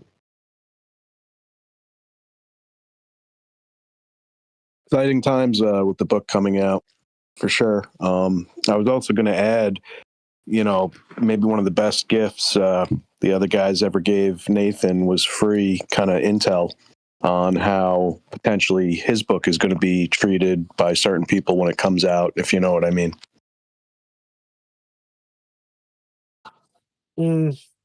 Did he end the show yet? Or are we still in the after show? If we're still in the after show, You just asked me to carry on, Neil, for Christ's sakes. I cannot carry on. On is too heavy. No, you don't understand. We made an agreement not to bring them up no more. That's all, Stevie. I don't know if you were there. No, I'm talking about he wants you to keep the show going. He already told you Yeah, that. I understand that, Stevie, but he said something that we agreed we're not going to talk about no more. That's all. Well, but I understand what just you're carry saying. the show. He Just said, carry keep the the show show. going. I should have realized there was a show. Thank you, Stevie. Moving on. Right, let's move on. Don't get upset with me, Stevie. Yeah, you already pissed me off pretty good this morning, but go ahead. What I say to piss you off? Tell me. No, you're fucking talking about the New York Knicks and a bunch of losers. What the fuck? Oh, come on, Stevie. Does it really bother you that much? Well, yeah, because it's part of the dialectic, what they bullshit us with. Ah, come on. It's like, this shit. yeah, you spend 4 hours not educating yourself and 4 hours wasting I your time. spent 4 hours educating myself. You know what it did, Stevie? I'm going to tell you what it did. Me and my young son sat there while everybody else cast them off when they were down by 29. And my young son said, I'm not leaving. So we had that was my bonding with my son. Yeah. And we watched every That's your single game. first And clue. you know what? They won it on his birthday. That's what Yeah, that I was choose your to do, first clue. Stevie. I don't tell Yeah, you. yeah, Hold your on. first- No, Yeah, Stevie. You shut don't get fucking pissed the off fuck at what up. I do. Shut the fuck up. No. You No, don't your first fucking get fucking pissed clue. off at what I do. Don't worry what I do. Yeah. Worry about what I you do worry about what you do when you come out here and you start fucking worry bullshitting about me. what you do, Stevie. Yeah, Don't fuck worry you. about what Neil does with his family. Yeah, no, if I wanna do worry. Sit there Yeah, and because watch I a have to listen basketball to you. game for Yeah, 2 I have to fucking listen to hours. your It's none of your bullshit. fucking business. The Yeah, fuck is fuck wrong you, with you? Neil. It is my This business. is the fucking problem with flat Earth. Guys yeah, like are you you. gonna shut the fuck up Everything's and let a me fucking talk? lie. Yeah. Everything's a system. Shut the It's the fuck up. bankers. It's the Jews. Get the fuck out of here, Stevie. No, get Stop the fuck out of fucking here, you bullshit. dumbass. Oh, I'm down by Fucking worry about 29 it, Stevie. fucking points. Worry about what 29 you points. do, not what I do. You're not gonna let me talk. Yeah. I'm down by 29 points. I don't go into your Professional life and teams. tell you, And, hey, why you fucking miraculous. wasting Yeah, you're talking 4 over hours me on the whole fucking conspiracies time. that there's Only no a fucking trees. clown. Only a fucking clown. Oh, go to get into my business. But only a fucking clown would believe 29 points, you fucking loser. Get the fuck out of here. That's my fucking you, business, Neil. not yours. Yeah, I don't give a fuck. You want You're to a believe that loser, there's no fucking motherfucker. trees on Earth. Fucking asshole. You're the fucking asshole. No, then you I'll talk get about into the your fucking fucking eagle. You stupid don't even know a conspiracy fucking thing about the shit. fucking American eagle, Don't get you into fuckhead. mine. Get a fucking I'll education, fucking Neil. talk You about fucking sports quit all day. wasting I your bring them time up. watching fucking. I bonded with my boy. son. What Oh, the yeah, now fuck the did you American do? soccer team's What gonna did you fucking do? win. Tell him Get the there's fuck, get the conspiracies fuck all over out the of world, here. son. Get the fuck You're out of full of here. shit.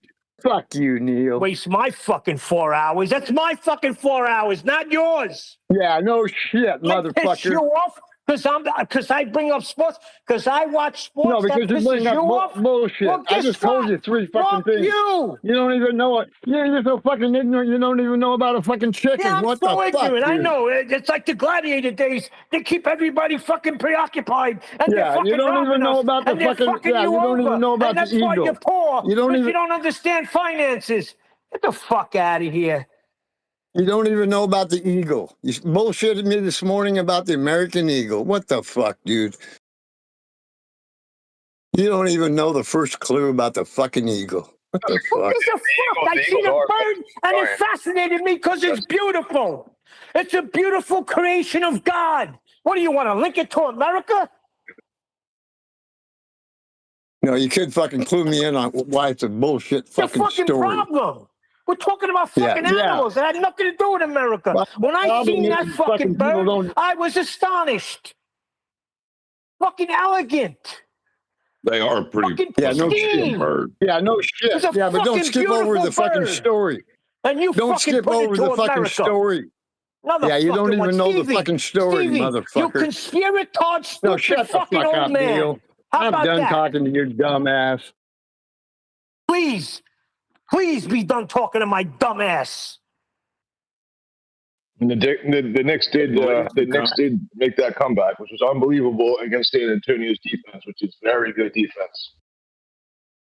No, you Well, I'll can't tell say you that with what. Stevie because that's a waste of 4 hours. That's part of the system, keeping you preoccupied. That's why you're fucking broke. Get the fuck out of here.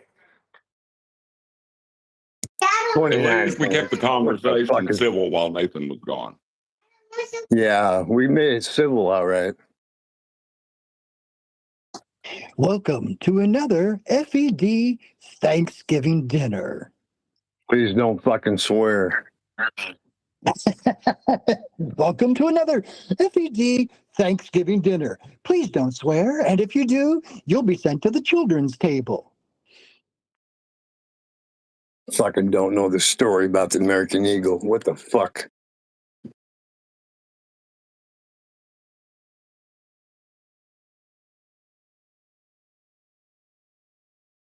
Did anybody hear me call that eagle the American eagle? I called it the bald eagle. It's not even an eagle. It's the a American picture eagle. of an eagle.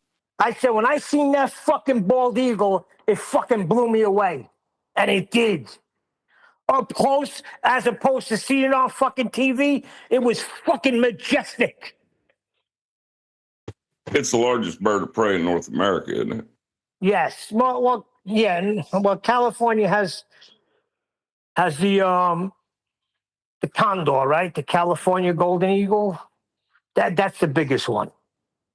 Those are the ones that fucking pull. They'll take a goat right off a mountain and fly away with it.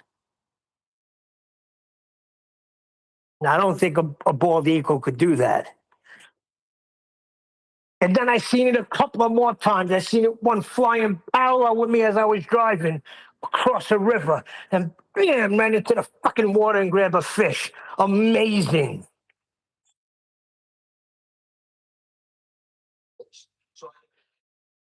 I can operate a door handle.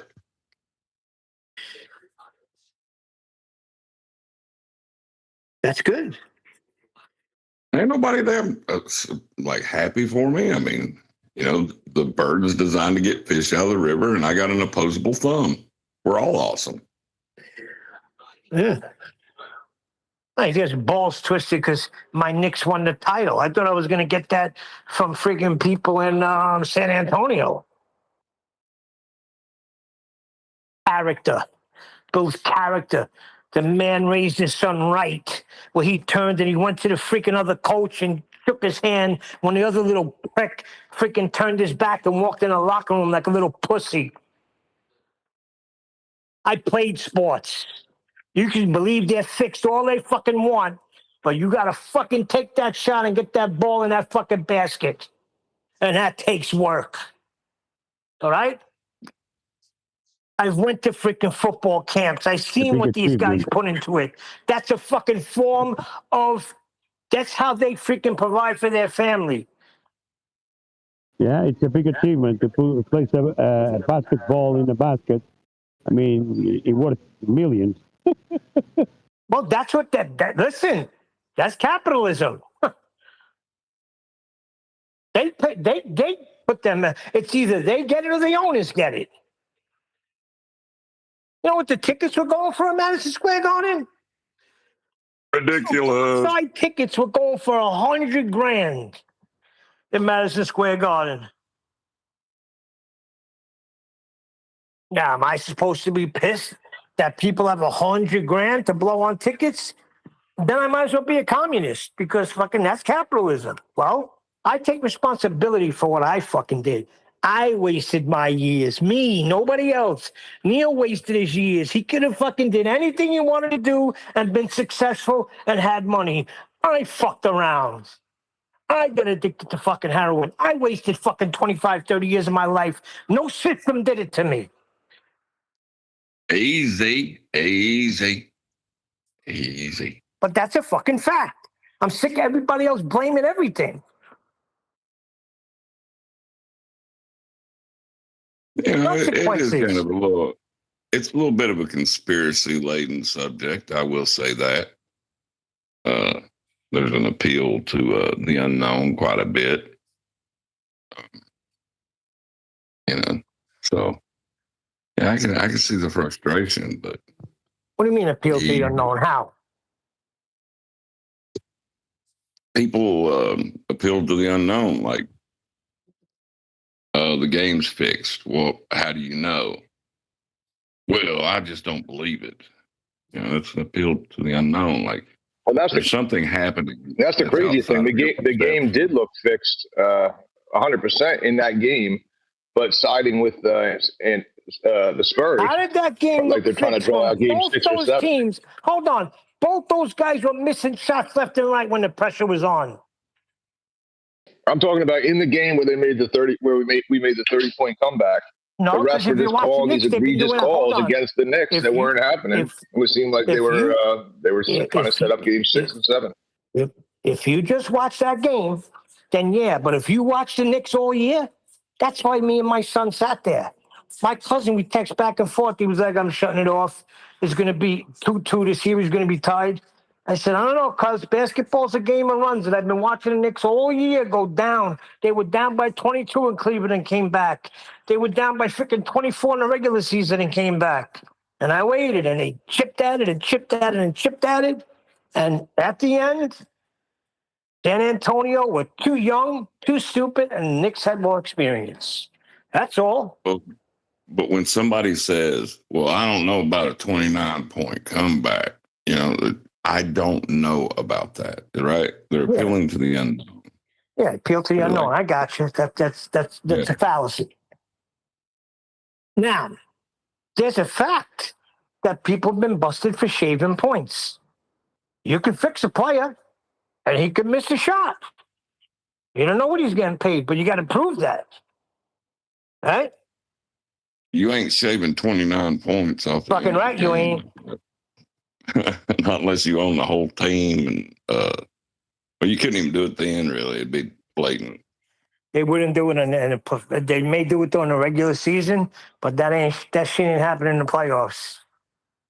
And if anything, you would think that it would be shaved in the bookie's favor. They got killed on that. Killed.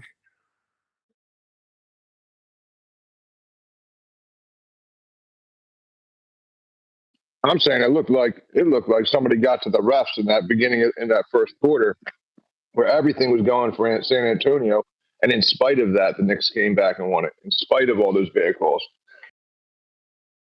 Yeah, they were. I mean, you could say that, but if you look at that one play when the kid should have just dribbled the ball, came back around and killed the time, but he went for a layup, and freaking Anunoby comes from behind and smacks it away. That was a foul. They didn't call that. I mean, they didn't call a lot of fouls on San Antonio, too.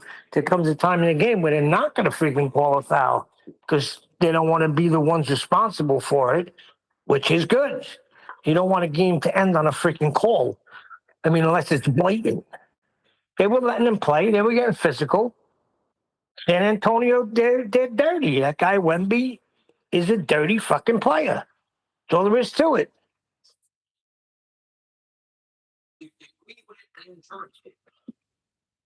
Yeah, I'd say it's probably hard to want it so much and not be a little bit dirty. You know what I mean?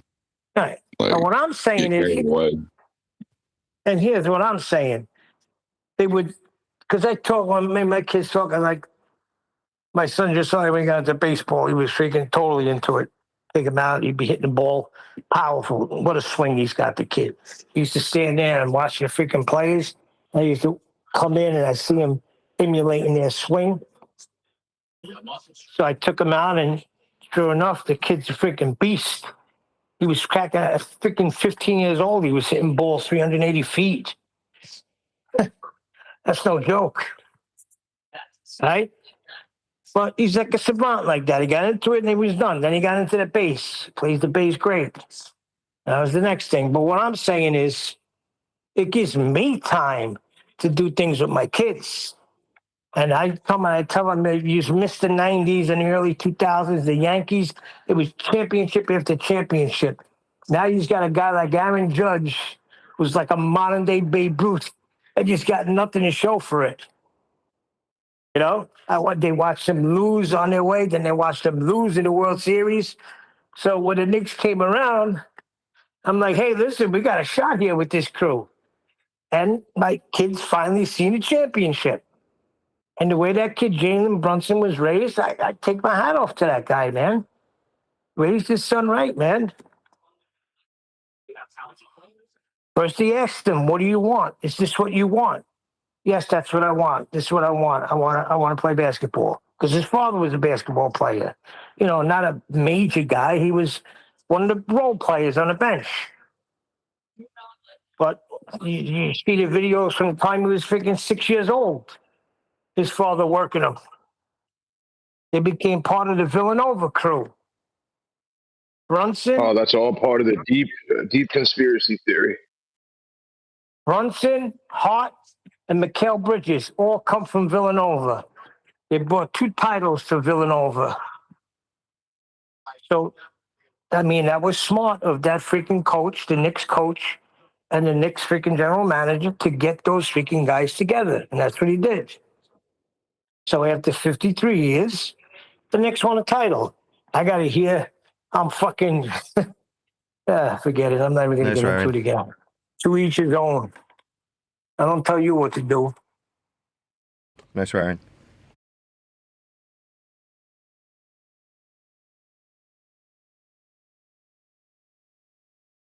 Right, is it time for Bon Voyage?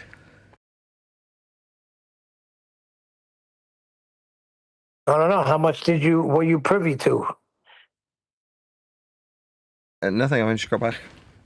Well, you're going to have fun when you listen to this back. Why? Fucking Stevie with his fucking conspiracy telling me I'm wasting my fucking time. Steve was saying that England's most recent win over Croatia was all set up that England really sucks for soccer. Is that what it? I don't care about that. When you listen back, you'll hear it for yourself. It was a proper FED Thanksgiving dinner. We had people sent to the children's table. some without dessert. How can you have your meat if your pudding if you can't eat your meat? It was a good old family get together. Oh, jolly good old shindig, was it? Yeah, see, I didn't know pissing people off. I just won't talk about sports. I didn't know it bothered some people so much. Not that it bothers you, where it's like, let's talk about flat Earth. It bothers people because I'm so fucking dumb.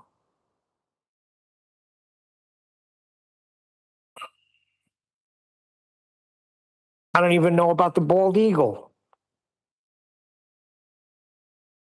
But I'm supposed to fucking buy the bullshit that there's no fucking trees. No swearing.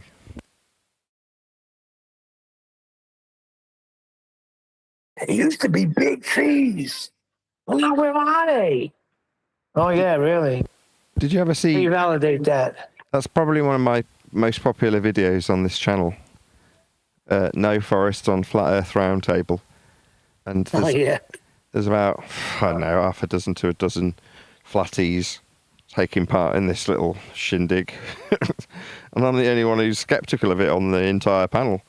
Well, really? Silicon trees. Okay. And saying the usual stuff, right?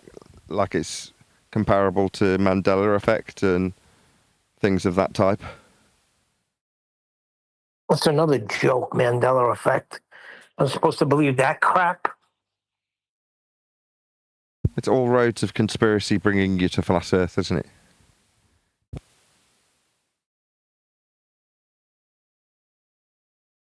Yeah, I guess. Which is weird because flat Earth is so known, it goes without saying, but everything else is appealed to the unknown.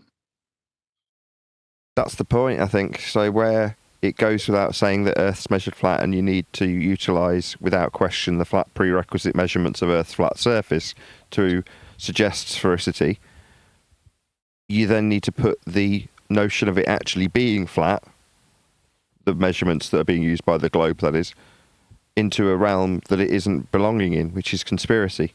And the way you do that is have everybody who's talking about Earth actually being flat talk about it with preordained discussion points that set a false dichotomy of Earth being a globe or Earth not being a globe, with the Earth not being a globe position being presented by tree hugging, pot smoking, fart sniffing hippies.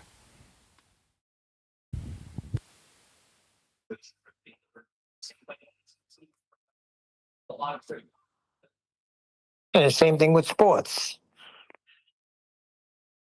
Oh, it's there to freaking preoccupy you. That's what the gladiators, that's what the Romans did in gladiators. They used freaking the games to preoccupy them so they can what? Continue to freaking lie to them and rob them? What the freak? I totally agree. Keep you distracted. Sure you would. Well, what else is the point in sports? I mean, don't get me wrong, I understand and appreciate that it's the beautiful game and all that crap, but if it wasn't for huge amounts of gambling, no one would, I don't think the majority of people would give a toss. That's not true. I don't gamble and I watch it. Yeah, but you used to. Well, yeah, but that's not why I watched it. Every time I was out in the Far East, I'd get into a cab. It didn't matter what country I was in either. I'd say, oh, English. What football team? You got tip? Well, that's soccer. That's worldwide. American football is not that. You don't get into the game as a kid because of gambling. You get into the game because you like the game. I like playing football. I loved it. The teachers bring you in the fourth grade. They're like, "What do you want to do for forever?" Like, I want to be a football player. Yeah, but you need something to fall back on. No, I want to be a football player. Now, I wasn't gambling back then. I didn't know I wasn't going to grow any taller than 5'6". It's games. It's just games, right? It doesn't serve any purpose. It's like me playing Fortnite. It's the most, I mean, don't get me wrong, it's an enjoyable waste of time. So that all interactions between people can be described as game theory, right? So it's just games. This is just a game. Yeah, okay. As I was saying, when John, a father bonds with his son, watching a game, you ain't telling me it's a waste of time. When you know what? If people, this is what I've heard of. Hold on, I've heard a few football players say this. Patrick Mahomes and Boomer Esiason. If everybody was able to take place in a football locker room, there would be no racism. What he meant was everybody would be racist to absolutely everybody else if they all took place in the football locker room. No, everybody's pulling together no matter what color or creed you are for one goal, to win the title. It's unity. All right? You don't have that. Not a successful team. Maybe they, I don't know, but I kind of agree with it. Fair enough. I enjoy going to football matches with my father, don't get me wrong. I'm not knocking it to the point that I'd say abolish it, but it is a waste of time. But then John can break that argument down as he just did. Well, everything's a waste of time based on that standard. Yeah, I suppose. If smoking a joint's a waste of time to me, you go in Gaga Land for 4 hours. That's a waste of time. I would say it's not a waste of personal time, because your personal time is your personal time. When you wrap your identity up into it, then it becomes contentious. When you say that when our team wins, America wins, because we're all in the same locker room together now, kumbaya, that is the situation where the sports becomes the programming and the worldview, not manipulation, but the worldview shaping and forming, to the point where you're arguing over at the Thanksgiving table when you should be having a nice family get together with your family. The only arguments at freaking Thanksgiving were religious or politics, never sports. Okay, that's your what fallacy is that? You've employed it like 2 or 3 times now. Well, it's not with me. No. That's anybody. There's never been arguments over football, baseball. There's always arguments. That's why the old Italian women said there will be no talking about politics or religion in my home. My grandmother stood by that, because that would turn into an all-out brawl. I think my grandmother summed it up quite nicely when she said, football is the devil. And then she added, "Don't you talk a lot of shite." You tell me, when you go out there, when your kid's 5 years old, don't know how to do anything, just barely go walk and run street, and you start throwing a ball with him, and you watch as he gets better and better, and how that thing comes slipping at you with a spiral with just a flick. Or how you bring them up swinging a bat, then you take them to the freaking playground, they're smacking the ball all over the park. Yeah, it's not a waste of time.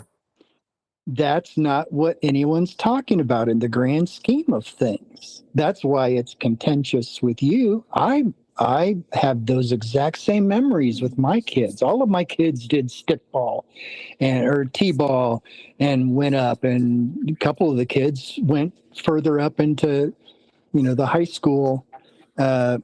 Hey, hold on, but you're not going to have that. You're not going to have that if you don't have a professional team. If you're not watching something, there's a game on, so you're watching it. Now they want to play that game. That's where the bonding comes in. And then when you're able to sit down with your young son and he don't move from that couch, even though they're down by 29, we bonded, man. I said, "What do you think?" He said, "Well, last year, Austin they were ahead by over 20 points for 2 games, and the Knicks came back." I said, "That's correct. We're going to stay here. And we're going to watch this thing right to the end. Even if they don't win, but they find something for the next game." And man, when they won that freaking game, it was elation. Yes. Oh my God. And then they win the title on his birthday. I said, "Jude, if they can win this game, then Saturday's your birthday. You'll get a title on your birthday. What a gift that would be." And that's exactly what happened. The smile on his face. You can't make that. You can't get that.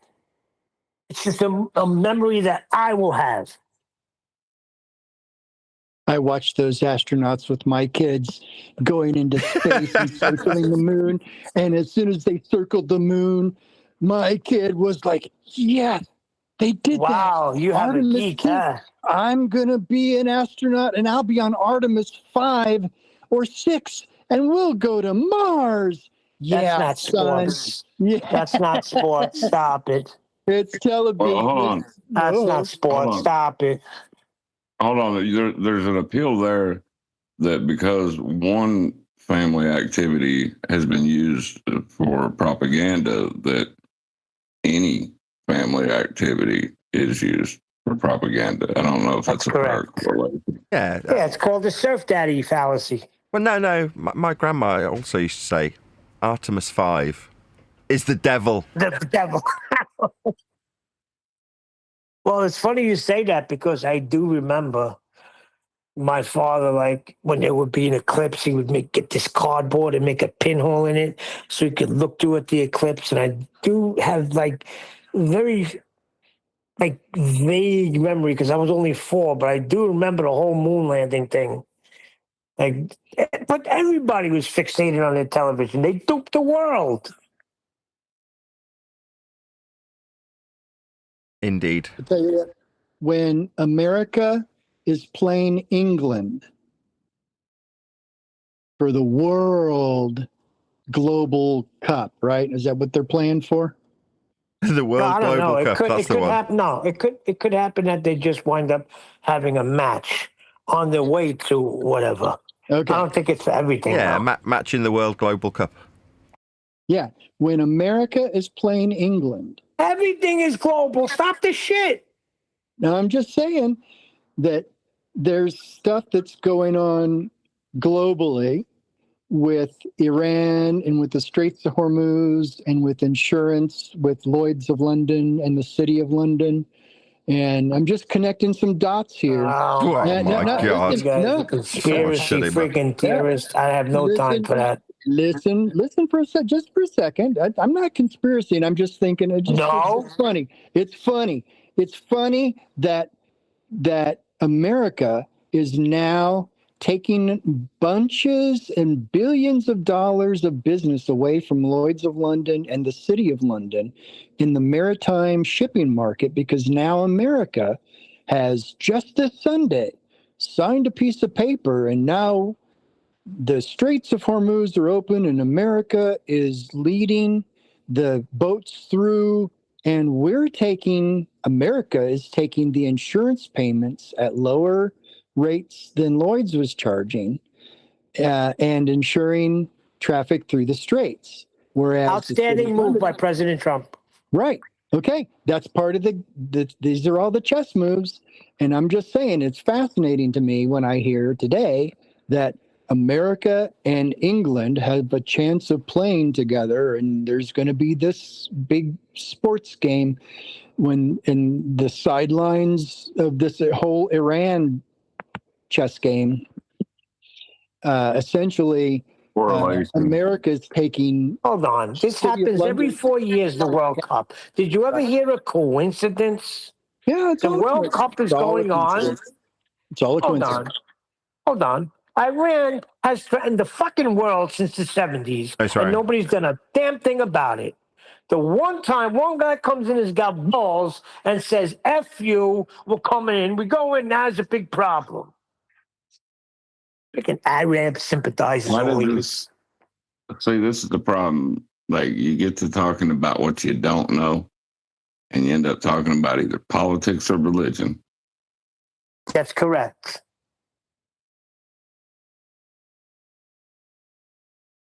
Listen, the elites are going to do what they're going to do. Can we stop them? I say you can. Wake up the world to flat Earth. You missed what I said about your book, Nathan. I said when the book hits millions and millions of people, we will change the world. And yeah, he jinxed the ever-loving crap out of it. No, there's no such thing as jinx. Curse causes shall not come. That's a proverb. Nathan is providential what he's doing. Providence. too many things happen. This book needs to come out. Now, why do I say that? Because God created the world the way he created the world. We know it's measured flat, but the whole world thinks we're living on a globe. I think God wants his word to stand from Genesis to Revelation. And we're the only ones saying it, and this book is saying it. And that man said, one day you're going to have thousands and thousands of people, perhaps millions of people, Nathan. I know you remember him saying that. He said it a few times. So just buckle up, Buttercup, and be ready. Let me just read a little excerpt from the book. A chapter called Troll. Flat Earth would later be claimed to be, quote, muddying the waters of September the 11th truth, end quote, open brackets, 9/11 truth, close brackets, by an internet troll called Tom Mosman.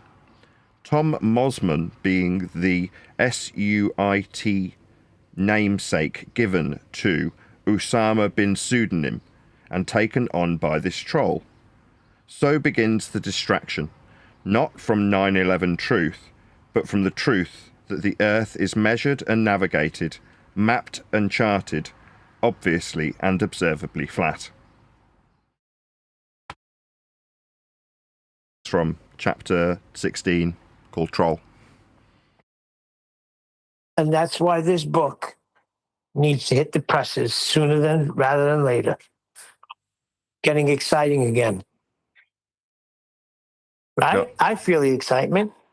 Do you know what this SUIT reference is? SUIT, namesake, I've called it. It's like, obviously it's a replacement for CIA, but Yep. you know where I got that from? No.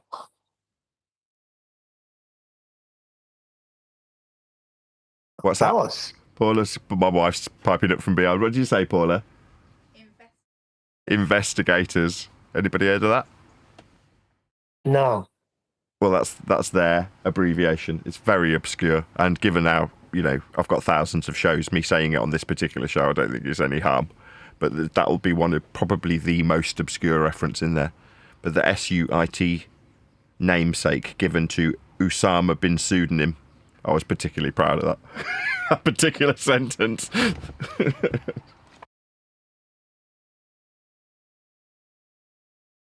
Just be ready. That's all I got to say.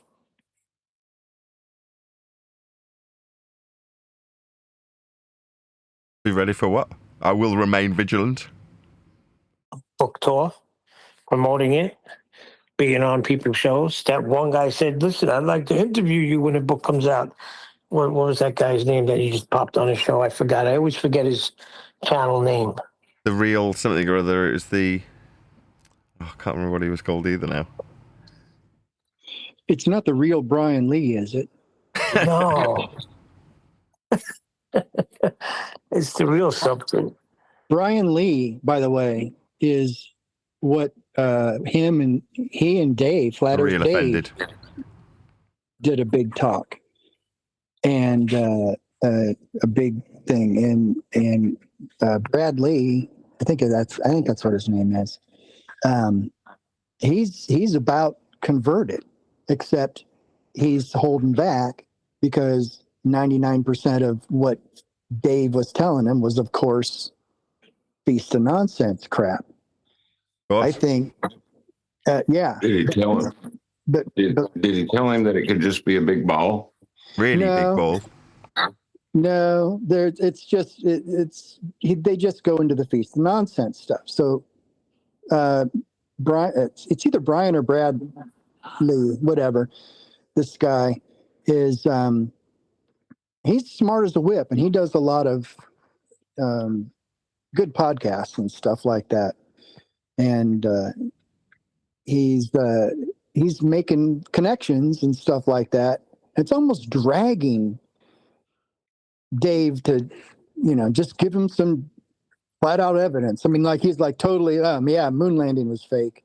Yeah, it is interesting. We can see too far and stuff like that. And so he's starting to put out Flat Earth Feast of Nonsense content out of there. This guy's got millions of subscribers. and spent 2 hours with Dave doing his shtick. All it would take would be 1 5-minute interview with him to just say, yeah, all that stuff is just, let it go. But if you really want to know, yeah, Earth's flat, let it go. And just let it go. And that would be amazing. I'll see if I can find some shorts. Although I stopped asking people to do it, just stick his email address if you've got it in the Master B, and I'll add him to the list. All right, I'll see if I can find a couple of his shorts too. Yeah, all people like him, and I think that's one of Dave's more prominent last interviews. I'll give it to him, man. He's got his name out there, and he's just rolling. Even in, he's done Brian or Brad Lee and Rosie O'Donnell, and he's come so close to that one tweet. Like Weiss is always saying, we're just one tweet away from everybody knowing. Yeah. But that's all because of one famous person. As soon as Joe Rogan says, yeah, Earth's measured flat, then the Earth is flat. As soon as Joe Rogan says the Earth is flat and that tweet goes out, boom, everyone changes. We're one tweet away from Armageddon.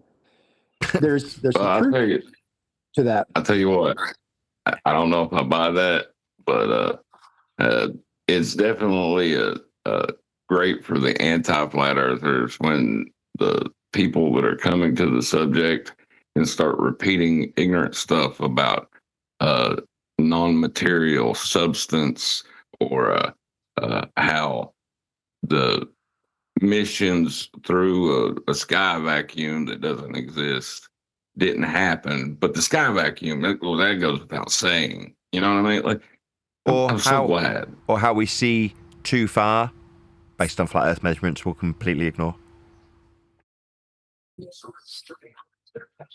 Yeah, all it's really going to take is one person who is willing to ignore all that bullshit feast nonsense and pay attention to, I don't know, somebody who just points out how we measure stuff. Pay attention to that, discuss calmly about it, and be like nonchalant about it. This, it goes without saying, axiomatic, mathematically and geometrically true.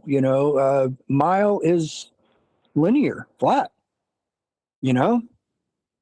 and stuff like that, and totally ignore the harpies in the background screaming, yeah, but what about the mechanics of the pressure density gradient of the dome? What about the mechanics? And trying to get all that stuff. It's like, dude, everything they talk about of the nonsense has no purpose. The first question is when someone says, well, what about pressure gradient? What about distance to the sun or whatever? What purpose does that serve? That should be the first question. To what end? Well, we need to furnish people with answers, right? So we need something that people can consistently use with this type of person who's asking all these questions of a flat earther to, get the person really well armed to deal with that type of person. So all taking a nice breath, because you're going to repeat after me. So intake a breath. You ready? Shut up, you boring dweeb. Now you try. Yeah, that was funny when you did that. The mechanism. But what about these other flat Earth measurements? How do you explain them on a flat Earth? Now it's perfect. Perfect, John. John's playing along. Intake a breath. Shut up, you boring dweeb. Well, yeah, of course you say shut up because you can't explain the South. Shut up, you boring dweeb. Shut up, you boring dweeb. Yeah, because you know I'm right. The Earth's a sphere. That's why the South is so discombobulated. Meridians converge. Don't you know that? Exactly. I try to say it without yawning. Just try that again. Intake. That's why I forgot the intake of breath. Stupid me. Intake of breath. Shut up, you boring dweeb. You can't just say because an elevation angle that Earth is measured flat. You can't just say that a section proves that the Earth is flat. You can't just say these things. This needs an you're addition. saying it. It just doesn't mean it's flat. Yeah, I can. Shut up, you boring dweeb. You should have put that in the book. That would have been funny. Shut up, you boring dweeb. You did that the other day, which was kind of funny on the show. On the worldwide debates. But these people are boring. I mean, I've got to be honest. When I got here, Flat Earth was exciting at first. But then very quickly you find that it's set in opposition to the most nerdy twats that there are. Like the proper betas and gammas of this world have all huddled around heliocentrism. So the people who oppose us, you just don't understand how gases disperse into areas of volume at altitudes we measure. You just can't explain this. Oh, shut up, you boring dweeb. Well, that's what I was hearing in that 8-minute video. I even piped in and said, these are a bunch of fart-sniffing dweebs here. Yeah, that's what they are. The reason for that is simple. Most normal people have assessed heliocentrism and this boring-ass stuff and gone, it's not worth my time. Life's too short. There's a lot more exciting and interesting things to look at. Whereas the guy with the thick glasses who's slightly hunched over, thinking about the girl he's never going to get, goes, look at this rocket going into space. Very interesting. I'm really excited for this. Let's talk about derivations of radial values based on altitude angles that we could only get from a ball. That's who we're dealing with. Yeah, that was pretty good. All I could see was Bev, though. They're all the same. The fact that there's fart-sniffing dweebs on our own side, there's a convergence point. Obviously, you've got a Venn diagram with this going on. But ultimately, on our side, it's less fart-sniffing dweebs, pseudo-intellectuals. It's fart-sniffing hippies. People who think that they're, enlightened as opposed to an intellectual. They describe themselves as red-pilled or some of the woke terminology. That's what you've got going on the flat earth side. You've got hippies. It's dweebs versus hippies over where it's globe versus not a globe. That's what it's positioned as. But both sides are boring, right? I find fart-sniffing pot-smoking hippies just as irritating as the adenoidal fart-sniffing dweebs. The heliocentrist or anti-flat earthers, right, those Batman t-shirt fart-sniffing wankers, overgrown 12-year-olds, are just as irritating as the guy that comes and tells you the fucking trees are made of silicon. That's just as irritating. If not more. Yeah, actually, more infuriating. More irritating. Because it's alleged to be you and your side. Like, that's a representative of me and what I am. I'm like, no, that definitely isn't me. Talking about Mandela effect and 9/11 truth and Sandy Hook and chemtrails, and you're like, just shut up, you stupid dweeb. You irritating conspiratard. Why do you have to be in this arena that's dictated by geography? Oh, so it can be set up as fart-sniffing adenoidal dweebs, gammas and betas who believe the Earth's a sphere and obsessed with rockets, versus hippies with no credibility, open-toe sandal, fart-sniffing wankers. That's what we've got. Conspiratards versus dweebs. Where did you fall in? Ask yourself that question. Right, I'm going to round out. But when you measure it flat, it contradicts that. I'm spitting flat facts and that. And I know you don't like that. Google Maps is flat, it presents elevation profiles like that. I'm a spitting flat earth king. Sentence has a ring, doing my own thing. If Earth was a big roast chicken, factually finger licking chicken. We just got the measurements missing. I'm spitting eggs and begs, begging the question lesson. I've said it before, time after time. I'm the spitting flat earth king of rhyme.